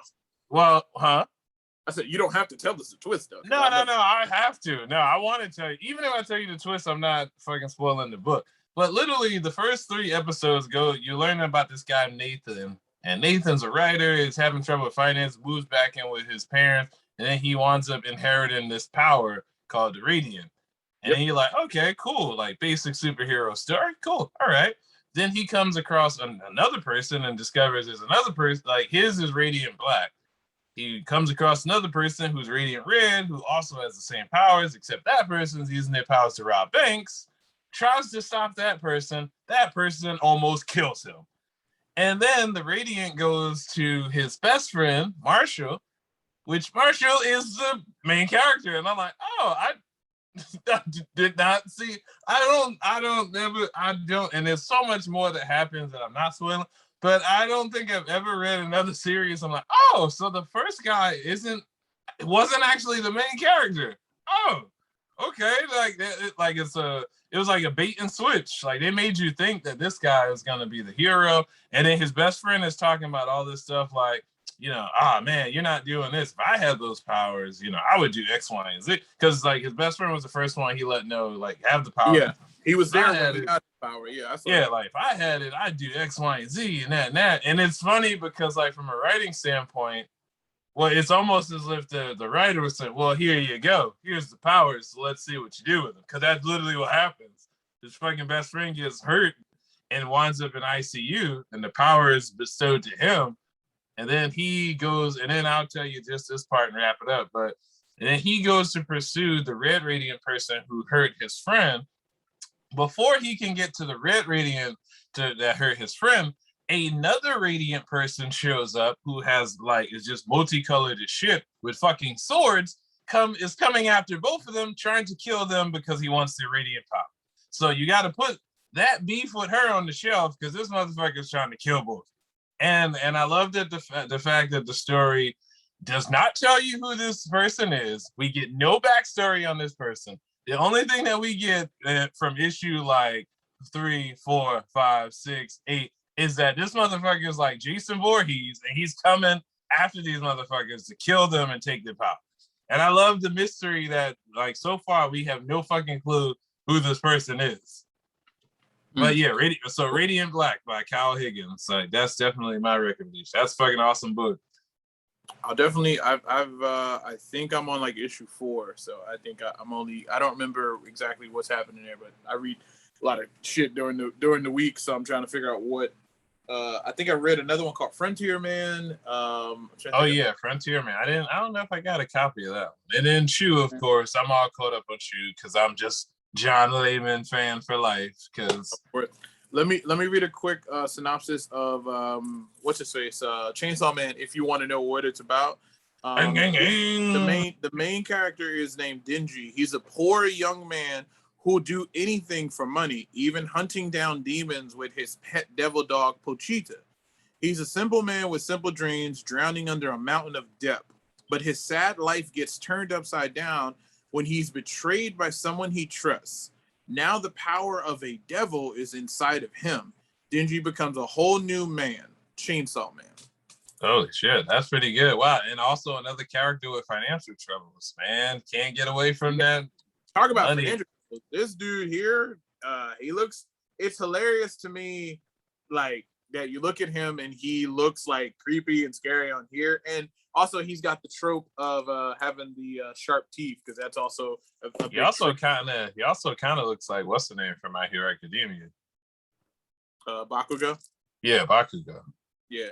Also another guy with like, kind of sharp teeth or whatever. But the funny thing about it is like, They give you that basic thing, but just to give you a basic rundown of it is he has been in debt to some like gangster since his parents passed away. We don't know how his parents passed away yet. At least I don't know. And like I'm only on like chapter 40. And he's been in debt to like this gangster who's basically been having him do in this world that they live in. These things called the devils and the fiends, which is just basically monsters. Monsters are just around, and you can choose to kill them for money or whatever, which is what he does. He kills them for money and does all kinds of things for money because him and his pet dog, they just about do anything to survive. Basically, like they've just been surviving on their own. And what actually happens, what they don't really tell you here, which is not like a spoiler or anything, which is he gets tricked by that same guy and winds up in a warehouse filled with those demon things about to eat and kill him. And you think to yourself, like, oh, well, he's a hero. That's not going to happen. No, they do. They do attack him. Shit. Like him and his little, like he has a monster that's his little pet called Pachito, which is basically a little dog that has a chainsaw for a nose. And basically what happens is right before this guy's going to die, the little like dog thing says, hey, if you allow me to be your heart, I can save your life.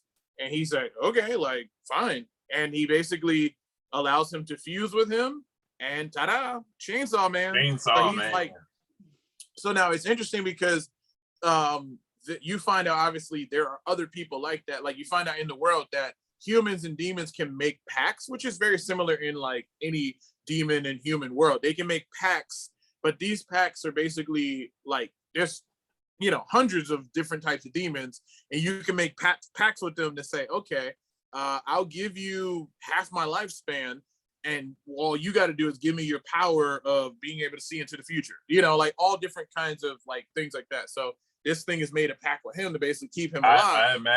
I imagine a skit with Leatherface coming across Chainsaw Man and going, hey man, get your own shit, this is my thing.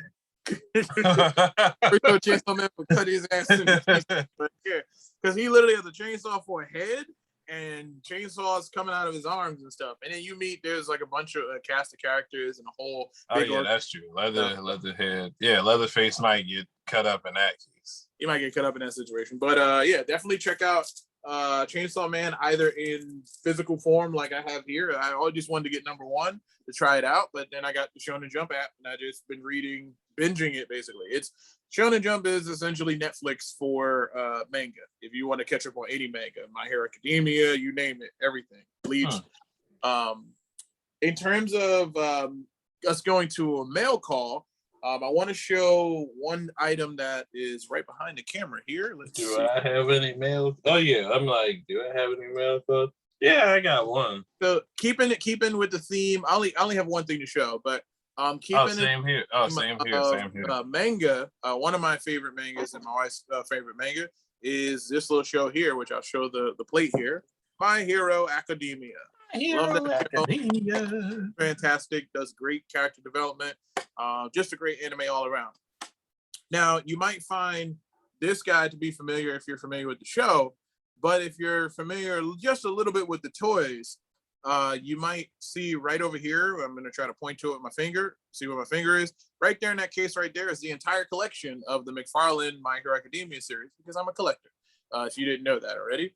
But I am a toy collector and I collect many different kinds, but I'm very particular about stuff as well, because this little guy here, if you get him as the regular form, which I believe I will, let me see. I can't even get to it. I think it's too far behind the camera. This guy here will look very interesting to you if you've seen the toys before in stores, because in store, he has a giant arm that looks like it's the arm from the movie Akira, which showed up in the episode when he fought the last fight he had with All Might before All Might, retired. But this one here is the McFarlane Platinum Edition. Now, the only thing that's different about this guy here that I'm bringing to the camera is that in the regular edition of him, not only is the price different, but the regular edition of him, the mask here is busted because he's already got battle damage. And then you have the giant, like Akira style arm. But the only difference here, which I'm gonna go ahead and say, McFarlane is a friend of the show. I think making this the platinum one to me was interesting for business, but as a collector, I kind of call bullshit, because why is the regular one the special edition as opposed to the battle damage one with the giant arm that's over in my case right there? If you can see, if you zoom in on this video or like just look over there. Well, I mean, maybe because, it's the regular one. Maybe they just did a little bait and switch thing where they made they did the opposite. You're a Funko Pop collector. How many times have you bought the regular one of a character as the special edition? Well, yeah, that's what I mean. I think like maybe they were just trying something unique in that sense, because they were definitely trying something unique, because in terms of this is actually the only platinum edition one that they had. There was another. So out of the entire series, because again, I have the entire series. The only other special one that you had to get from another vendor. This was this is an Amazon exclusive, and this guy was a Funimation exclusive, which is the Toru character, which she's invisible. No, she's not. Oh yeah, I remember you were showing us that. Yeah, that's literally what she is. She's literally shoes. So I have completed my current collection. There are more that I've already pre-ordered, but that's what I got in terms of mail call. I finally completed my Hero Academia collection so far. I have every single character, both versions of Deku, both versions of Bakugo, and you name it. Both versions of All Might. So I'm very happy to add this guy to that shelf over there with all the my one and only mail call is pretty funny this week, just because I got this the most important thing here is I'm a huge Nicolas Cage fan. Like, I always loved Nicolas Cage, Con Air, Face Off, love all his movies. Never even saw this movie. Never even saw this movie. But I just thought the pop was awesome, and I was like, dude, it's a pop of Nicolas Cage. So it's a movie called Mandy, which is a horror movie. And This is a Legion M exclusive, and it's the first Legion M exclusive. But he's literally, I haven't seen the movie, but I know in this scene, he's literally covered in blood. So I'm like, can't wait to actually take a look. I actually do have the Mandy one too. This one is the Mandy one. But she came in the mail before he did, but that's pretty cool. That's Mandy. But yeah, but it's also the first Legion M, which I'm definitely gonna sign up at some point for Legion M, like to join them as an investor. But I'm like, this was like a fucking dope ass pop. Like, I'm like, holy crap. Plus, I don't know about anybody else, but I don't think that Nicolas Cage has a pop other than this one. Like, I think this is the first Nicolas Cage pop. You would know better than me.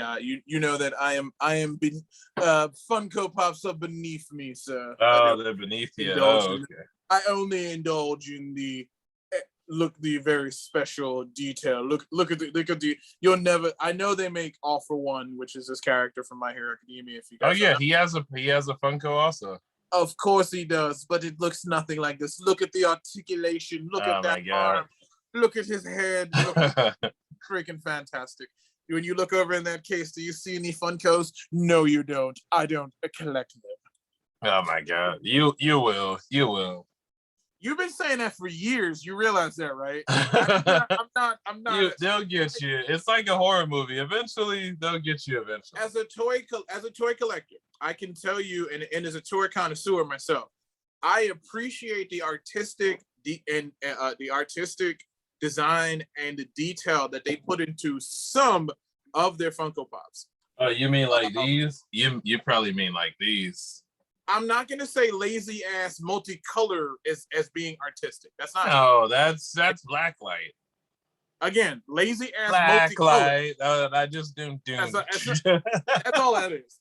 You see a blacklight version of this? No, because you don't need it because they've already done all the detail. Like they're starting to, and I like. How about this? You can't. Do you talk about artistic? Look at that artist. Like that's artistic design. Because I like that some of them fit well in the Funko art style. Like I think of the action figures almost from an artistic standpoint, which is like an action figure to me, like this, is an Alex Ross painting. Oh, and this is the one I was talking about earlier, the post-apocalyptic Black Widow. Which just looks like a regular Black Widow. Yeah, except she looks kind of dirty. She got a few bruises on her. She's holding like 2 sticks. That's cool. I mean, that's always her 2-stick fight. Yeah, so that's all I got for the. Oh, and I have to show you this one just because we were talking about it earlier. This is one I'll possibly get signed. Yeah, going to that. You guys can check us out at Rhode Island Con. If you're out there, just say hi, and we'll be happy to sign some things and take some pictures if you like. For money. Wow. I'm kidding. Free. I'm kidding. Unless you look, I'm like Nelly, like Nelly. Unless you're gonna do it. That's what I will turn it down. I'm gonna tell you that right now. You walk up to me and you have some money, I'll be like, sir, get your money away from me. Sir. Boo says give Ronnie money. Let me stop. No, I'm just. You can tell who's here for the money and who's not. no. With that said, the last part of the show here we're gonna take it home with is just a quick review of wrestling this week. We got Grand Slam from AEW, which was AEW 2 hours and a 2-hour Rampage, which both were filmed in the Arthur Ashe Stadium, which is the first. It's a historical moment because it's the first time a wrestling event has occurred at this venue. Nice. So that's a beautiful thing. And if you ever seen the Arthur Ashe Stadium, look it up online. The way it's built is such like a beautiful Coliseum style where no matter where you're sitting, you're going to get like a pretty decent view of everything that's going on. I'm going to tell you, watching that AEW event, I felt like I was back a kid again when you're running. You remember back in the days when when stuff would come on and we couldn't pause it, you had to run like, come on. Like I was literally doing my homework and I was rushing to try to finish so that I could sit and watch it. And then I said, you know what? I got time. They're probably not gonna. And like one of the first matches, CM Punk's music is like, and I'm like, fuck! I'm like trying to run. That was a Rampage you talking about, yeah. Yeah, Rampage. I was like, God damn it! I didn't think he was gonna be the first match out or one of the first matches out. I mean, I'm gonna go ahead and say it right here now. I will say that within the last 2 weeks, from AEW and Rampage and All Out, I will say that these last 2 weeks, and I'll go on record to say this.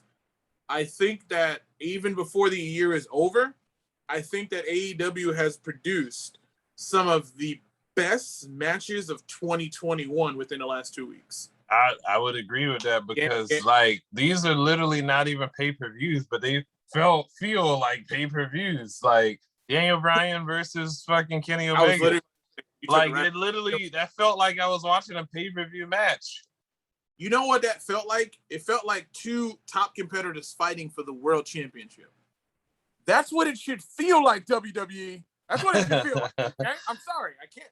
Nah, you know what? I'm getting to the point where I can't really compare the two anymore, just like DC and Marvel. Just like DC and Marvel. So I feel like for the sake of not trashing them all the time, I may just separate the two now and just talk. Coming to the camera. Bullshit. Like I can't talk about them like on the same level. AEW is doing the Lord's work, and WWE just has me scratching my own head and wondering what is going on. I was trying to think of, okay, let me try to find something that I actually liked in all of this that's going on. And for like this past SmackDown, I really couldn't find anything like in the whole show.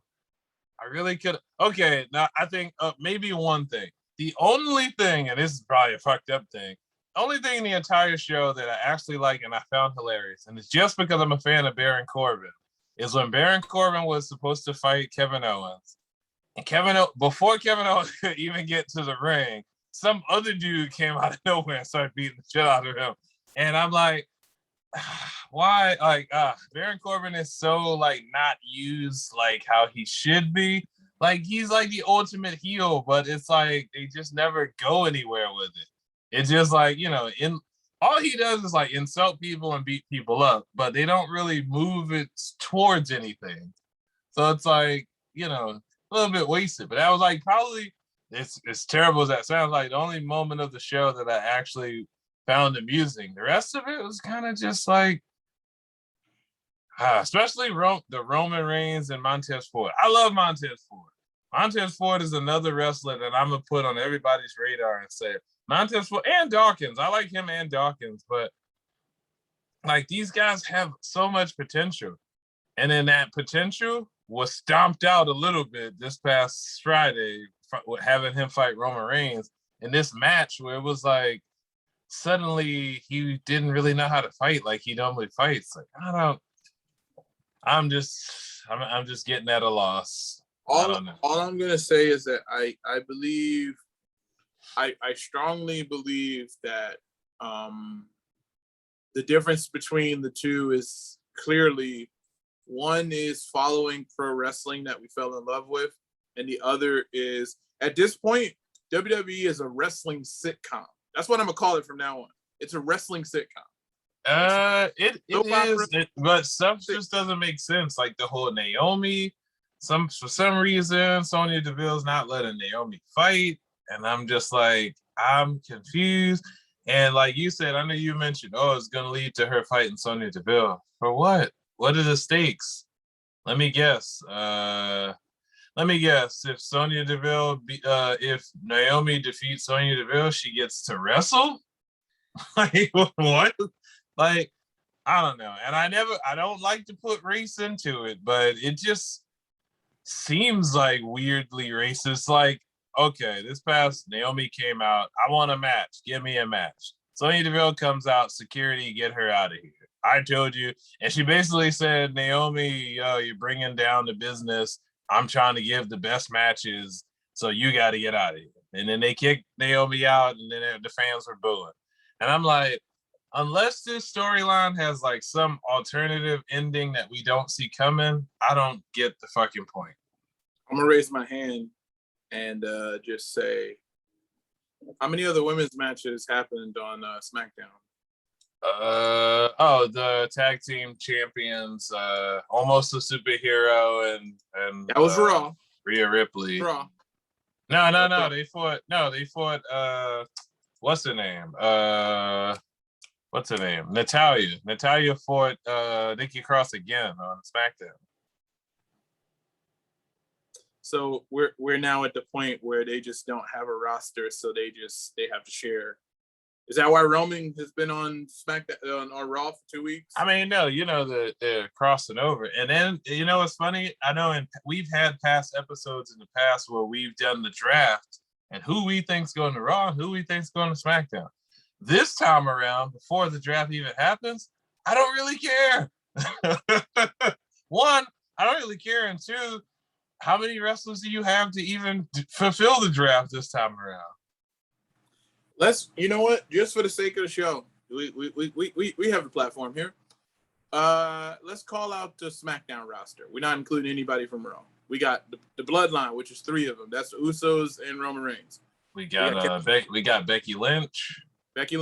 Bianca Belair. Seth Rollins. Edge. What's his name? Chad and what's the dude name? They made him shave now. Otis. Chad and Otis. Street Profits. I'm running out of names. Is Kevin Owens? Kevin Owens and Baron. Let me clarify that. How many of these people that we're mentioning are on TV weekly? Roman, the Usos, Bianca, Becky. I mean, Becky came back, so it's kind of hard. I mean, she just came back, but she's gonna be on. Even if she wasn't the champ, she's gonna come. The whole Becky Lynch Bianca, by the way, that's, to me, is still a storyline. That this is another like the Triple H Batista, give me what I want, where I said shouldn't have been in reverse and Triple H going, give me what I want or whatever. It's the same scenario there. I feel like that this match would work and pop better if Becky would have came back at SummerSlam and not beat Bianca for the title, but simply after the match, Becky could have came out there, pretended to be excited for Bianca, and then slapped her, and then did the rock bottom thing to her. And then this storyline could be... You're starting to see the stolen rock bottom, which is called the manhandle. Well, yeah, but... And then, they could have been building this up with Becky, against Bianca. And then they could have possibly had... You're using brain power to write. Because it's like, I'm really frustrated that they keep doing that, where they have these great potential people and then they take the title from them so fast. Because Bianca Belair was champ for how long? She wasn't even champ for that long to me. April to August. And then like she lost already. And then I don't believe that she's gonna get it back at the pay-per-view. That's just me. Oh wait, they're gonna hand it right back to her after they've been waiting for Becky Lynch to come back, because they weren't sure if she was gonna come back because she was out on maternity leave. So they're like, "Oh, you coming back? All right, so we'll give you the title and you can hold on to it." Like, my baby's crawling and stuff now and almost walking. Yeah, I'm back. Especially with AEW being there. Yeah, we need all hands on deck. All hands on deck. And I'll be straight up. AEW still, to me, does not have a strong female roster. Ruby Soho is adding to that. Britt Baker is great. Chris Statlander is great. They have enough women though that we're starting to get to know them. I mean, if you go back to WWE, that's literally what it was in the beginning. Correct. It was like, all right, they started having more female wrestlers, and then it's like we got to know them. So they're still growing. And I'm sure behind the scenes, Tony Khan and them are working out deals for more female wrestlers to come. In the Iconics? What? Who said that? Oh yeah, they might. Once their NDAs are over, they might be coming over. And don't forget Sarah Logan, because I'm still like, oh yeah. I can tell you right now when that's going to happen. I believe that Sarah Logan is going to show up when after Ruby Soho has a nice, like, good singles run. but I think they're going to show up because I'm pretty sure there's been rumors that they're working on new title belts, which might be a women's tag team title belt. You know, they won't. They might do it within the 3rd year of them being in existence, not 80th year. WWE, I'm looking at you. I'm looking at you. Well, yeah, I mean, in that regard, they're learning from example. Like, yeah, the women need ample time and to be treated just as fair as the men. Let's step it up a little bit faster. We could use the equality, you know, happening pretty fast. Yeah, I mean, SmackDown was SmackDown and Raw was Raw. I'm at a point now where, if you notice in this segment, I kind of can just have so much fun talking about AEW and the great matches that they had, and seeing CM Punk on TV again was just great. Like, you know, this time around he wore the old school outfit or whatever. He got beat up.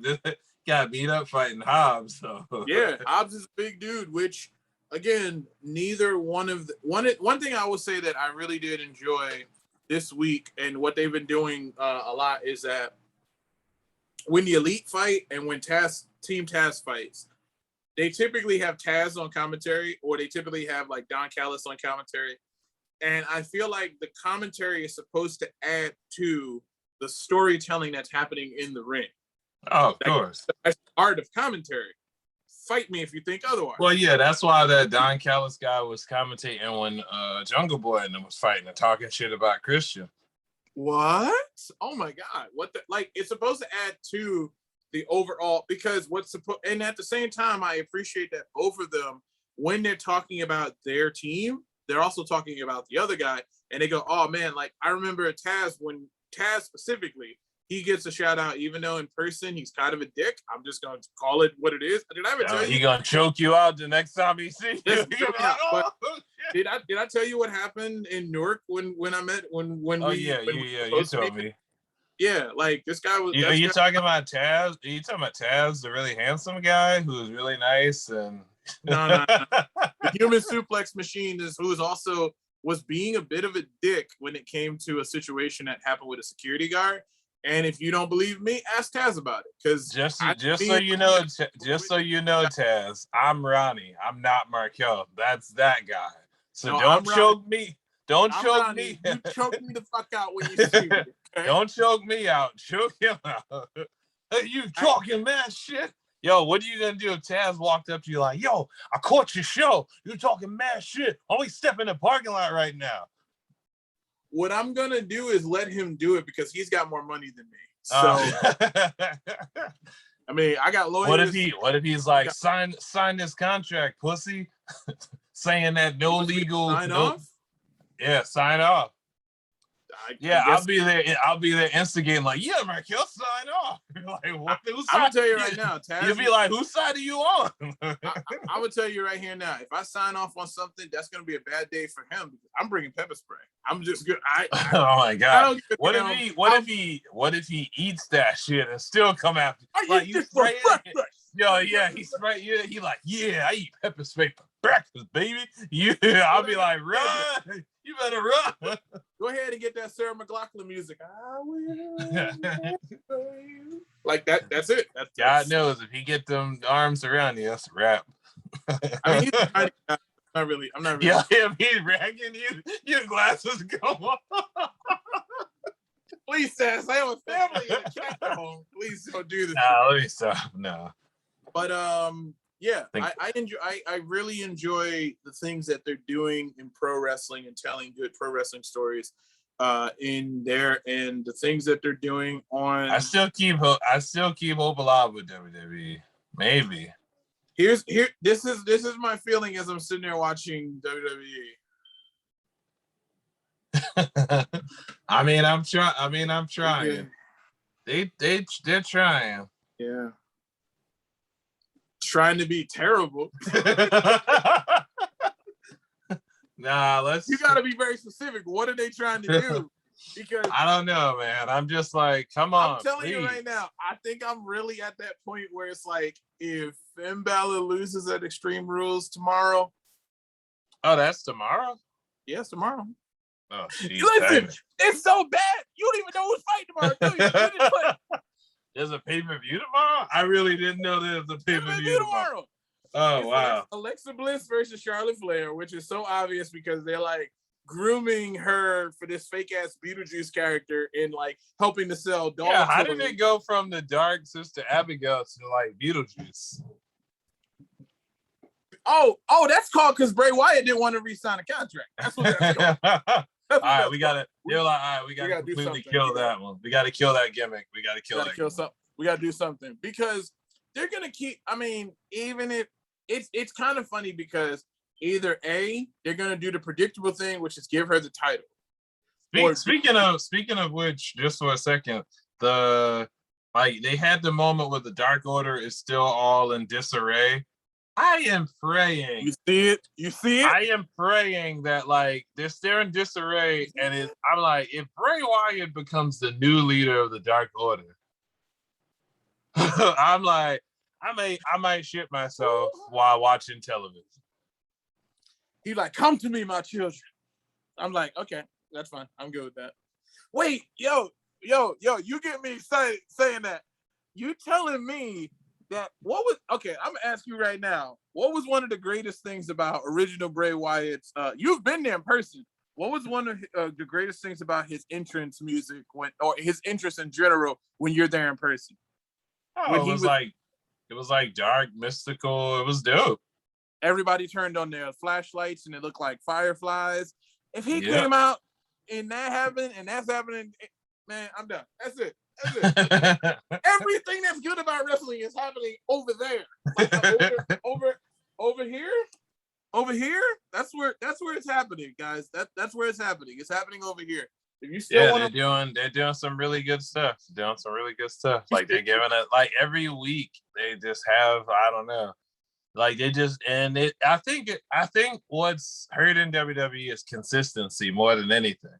Even more than the quality of the storyline. I think it's consistency because like you notice AEW we're getting like next week, this week we had the Lucha Express and Christian and they lost to the Young Bucks and Adam Cole. Then next week we get Adam Cole versus Jungle Boy. It's like that consistency. Wait, did you know that that's a match next week? Yeah. Okay, I was about to say. It's like that consistency to keep. Okay, let's keep these rivalries going. We know that it's like they keep it up. We know that Christian and these guys are feuding with the Elite right now. So let's consistently have them have matches with the Elite, and the Elite keep fucking with them, and then back and forth. And that's the one. I think that's the biggest problem more than anything with storyline in WWE, which is the consistency. Because one week you get Roman on Raw, then the next week, what this person say? It was like, then he got confusing with Finn, but then they talking about Brock Lesnar. The fact that they keep talking about Brock Lesnar in the background, it just tells you all you need to know that's going to happen between Finn and Roman. It's like, dude, if you didn't say that, maybe I would think that Finn had a chance. But the fact that you and you're trying to sell me the Demon Finn when you already had Roman Reigns beat Finn Balor. And where's the stakes? Like, where's the stakes? Where's the stakes? At the end of the day, hey, let me do a spoiler for you guys. Hey, all the fans out there. You know that Finn Balor is the demon, right? It's the same person. And that same person already lost to Roman. So it's like, what's exciting? What's exciting? Because he put on some makeup and he gonna come out to some smoke. Okay. I'm like, and now they're gonna have him lose.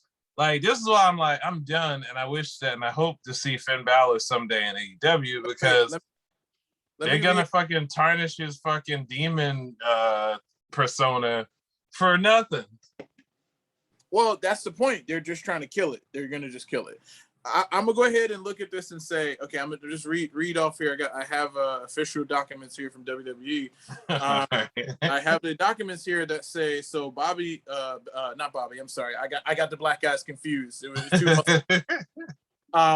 Big E wins WWE title on Raw. Not only does he win it on Raw, but it's at the very last minute of Raw, so you don't even get a celebration in the ring. It just you mean like they did they did Nikki Cross? ASH. Yep, yeah, same thing. What was her title reign, by the way? Like 2 weeks? Listen, that was on here, but I scratched it out. So as I'm reading through here, I see Bobby Lashley was the one who lost the title. But okay, so that same week on Friday, what we're gonna do is we're gonna have Big E go on to SmackDown and show off his title to Roman Reigns. Yeah, that's right here. That's on paper, because it makes sense on paper. Why would it make sense? He just beat the other dude, so he would be on Raw. Let him enjoy the Raw time. You don't need to either that, or you have Bobby Lashley interrupt that moment and say, "We ain't got unfinished business. We ain't done." Oh, you forgot. I forgot. That was it. So he goes on there and he goes out there and he's basically showing off which title looks better, because they're trying to sell titles, because there's literally an email that came to me at that very same moment that says title belts are 25% off. The fucking point of them in the ring showing off the belts, that belt that's over there, that world title, the blue one that fucking Roman Reigns has, they're showing it in the ring, and then next thing I know, I get an email on my phone that's 25% off titles. So apparently this is just a commercial for titles. And then Finn Balor comes out there and he's like, if anybody's gonna fight for a title, it's gonna be me. And then okay, cool. Next thing that happens here is I'm reading here on the script. It says Finn Balor and Big E. I keep almost saying Bobby Lashley because it's so close. Big E are now gonna fight the Usos.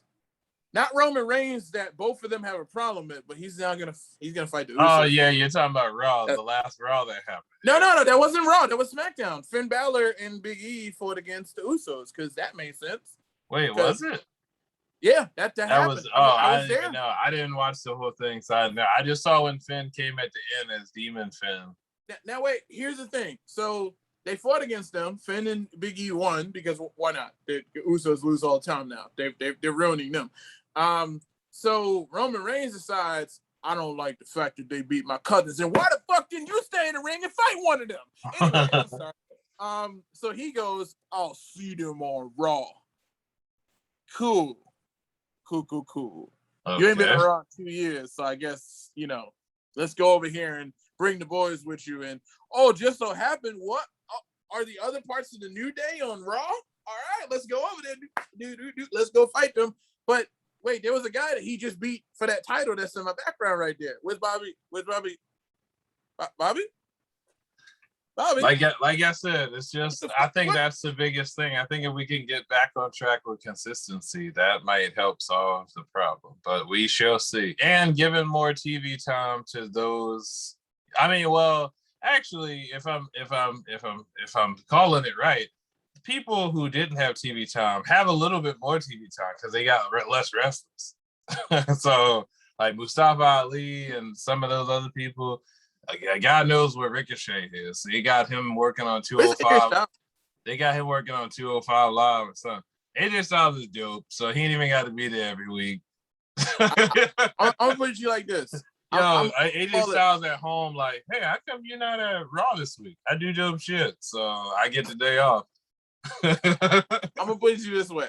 I know that they put them together for that reason, which is to put his partner almost, or Osmosis, or whatever the fuck his name is, the really tall black dude with the tape around his hand. Almost a good wrestler. Whoa, you talking a lot of shit about that guy. That's a big dude, my man. I understand that. That guy's like 7'4". I understand. I'm a podcaster, and I will back it up. I have a spray for his ass. I don't think I got you back on this one. I think you'll have us both. You join up with me. But the thing that I'm saying is that it's not his fault that he's being presented in a shitty manner, because they're just doing all these weird segments. They've never presented big guys in a good manner. I don't know if we could go back to the Great Khali. I never really thought they did a good job for, like, he's a legend. No, I mean, the Big Show. He's a legend, but even Big Show, all the big wrestlers, Yokozuna to me is one of the last big wrestlers that got Yokozuna and Braun Umaga. Strowman was pretty good. Yeah, Yokozuna and Umaga. Those guys got like some great TV time and beat up people. But like the big guys now, it's like Big Show gets in the ring, suddenly he forgets to fight, and we're watching somebody Rey Mysterio size beat up somebody like almost, and we're supposed to believe this. It's the it's just not being realistic. Just like we're supposed to believe that Shayna Baszler beat up Nia Jax, so you know how that goes. And then here's the last thing, and then here's the last thing, and then we can wrap it up with the wrestling segment, which is the only thing I'll say for that is if the point of breaking them up wasn't to push Baszler, so maybe she could fight for the title or something. If she just goes off into another dumbass storyline, then what was the fucking point once again?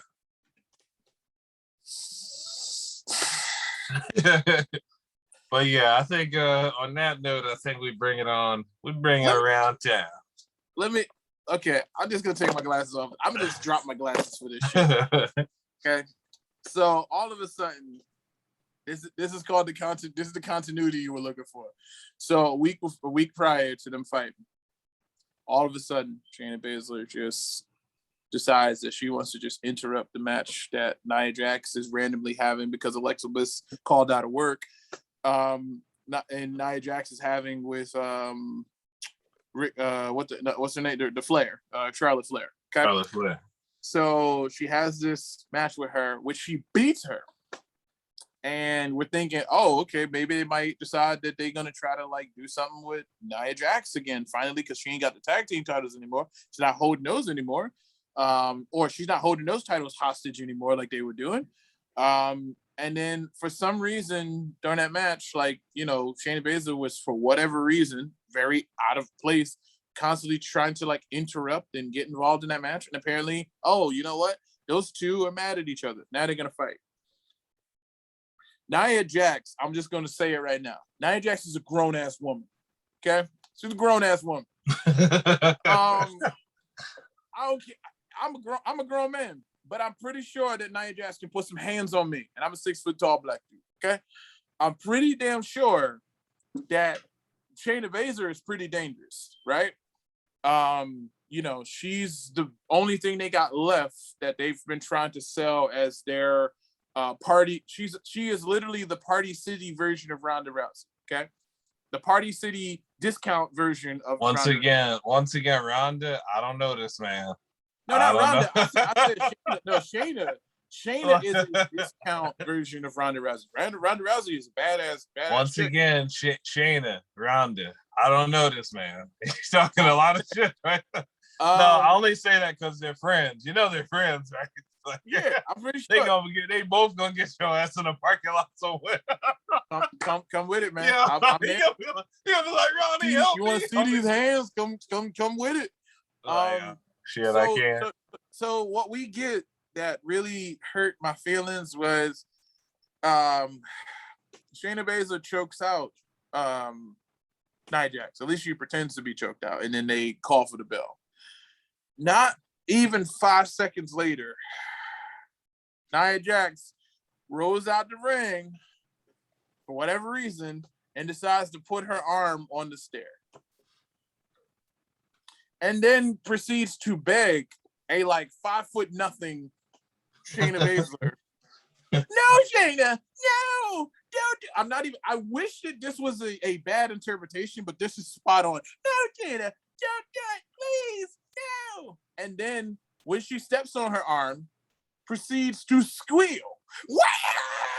Yeah. What? Yeah. Unfortunately, that happened.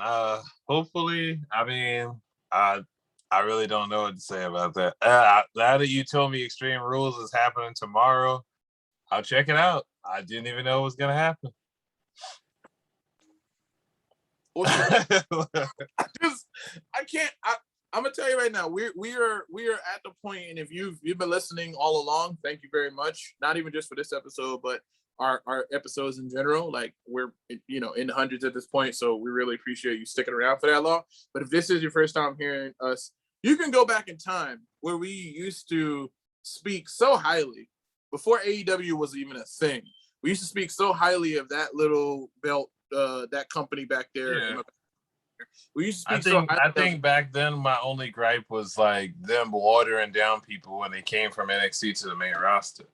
The only thing I can say about NXT 2.0 before we take it home is Rick Steiner's son fought on there. I don't know if you saw him. The only thing I can say about NXT currently is nothing.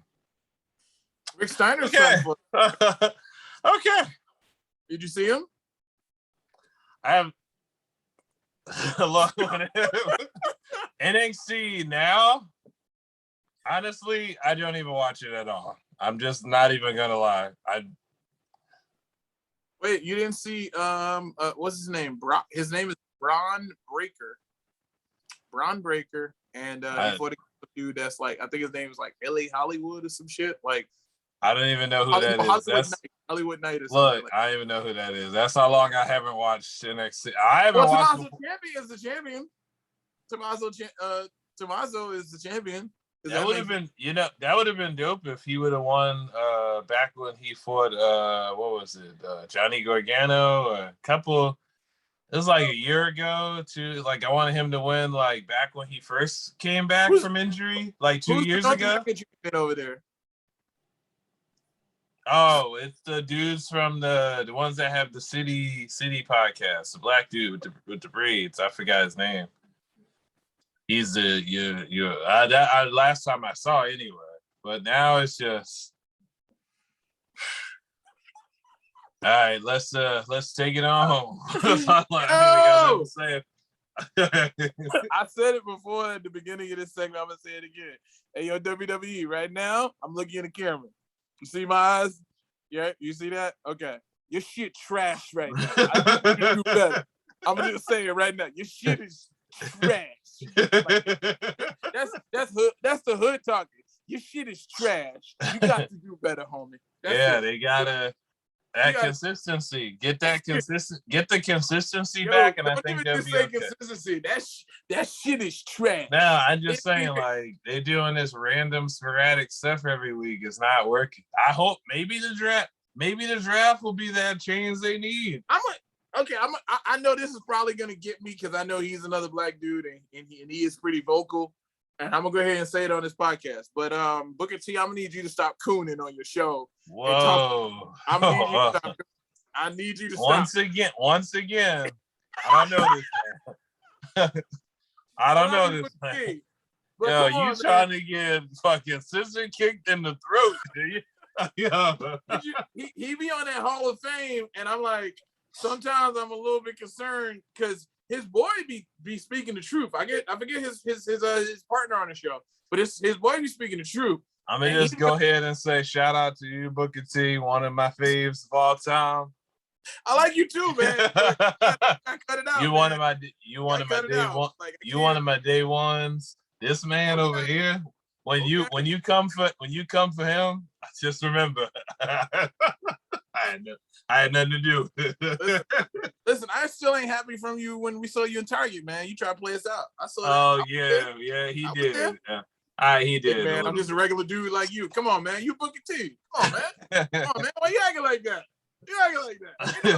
Look, we should have said, well, you ain't exactly no regular dude. I mean, you Hall of Famer. We should have. Five times. Look at my hair. 5 times. But yeah. But we're gonna wrap it up and ride off into the sunset here, guys. If you enjoyed everything, or some of it, or at least my face, or his face, or our voices, click if you're that audio subscribe button down there. I think it should be like right down there, right? If you're looking at this video, should be right down the bottom. I don't think it's gonna be down there because if you got this full screen, then you got to come out of it. And And you got to give us. I always say like subscribe button here or there, but it's like, well, it's like right there. Yeah, I think but again, hit the notification, if you're already a subscriber, so you can get updates when the new episodes come out. Please watch some of our archives. And once again, there are plenty of archives coming along. We are a 2-man show. So that's all I'm going to say. We're a 2-man show. And, we got tons of interviews that you've never even seen before. And it's going to be fun. We got a lot of stuff that's coming up. And there are always going to be these episodes that will come out every week. We appreciate all your support and love. And with that said, I'm Markell. And I'm Ronnie. I'm willing again. I want to make sure that I want to look the viewer in the eyes, and I want them to know I love you. And I want to look them in the eyes and I say, pictures and autographs cost money. Wow. Wow. I'm always going to be. Look, you see me on the street, so I'll be like, yeah, selfies 25. Yeah, I got kids to feed. You got kids. You like what was that guy dude's name? Heath Slater. Heath Slater's an Impact, right? Yeah, I believe so. I think he's an Impact. Yeah. Oh, definitely check out. I know this is a short little plug for a place that I'm gonna go ahead and say it because again, I'm probably gonna get punched in the face for this. But Wrestling Universe, great opportunities to meet wonderful wrestlers. Not the greatest people that work there. So, Okay. take it with a drink of salt. I'm just opening up. I'm just opening up a can of whoop us and everybody. At this point, like, not the greatest people that work there, not the best of customer service, and be careful and count how much money you're supposed to spend on something. That's all I'm gonna say. I'm not gonna tell you the details. Just make sure you know if something's supposed to cost $60, it costs $60. Okay? I'm gonna say. All right. Cool. But what I wanted to say is, Matt, the next one I'm gonna be going to is gonna be, they have a super combo, which is Matt Cardona, and I forget his partner's name. Damn it, I forget his name. The other, it was Zack Ryder, and what was his best Kurt Hawkins. Kurt Hawkins, and Hornswoggle is going to be there, and Smart Mark is going to be there. Smart Mark is currently in AEW as Jade's manager. So all 4 of them are going to be there, and it's for a great price. For a great cost. For Jade? I'd like to meet Jade. That would be dope. No, Jade's not going to be there. Just Smart Mark. Oh, yeah, I'm good. I mean, you'll get 4 people for the price of 2, so that's an awesome thing there. And I think it's that's dope. Autograph. So free plug for them. Just get your customer service together. That wasn't cool. All right. And with that said, this is the end of the Zoom edition of the Ronnie and Markell Make a Podcast, and we're out.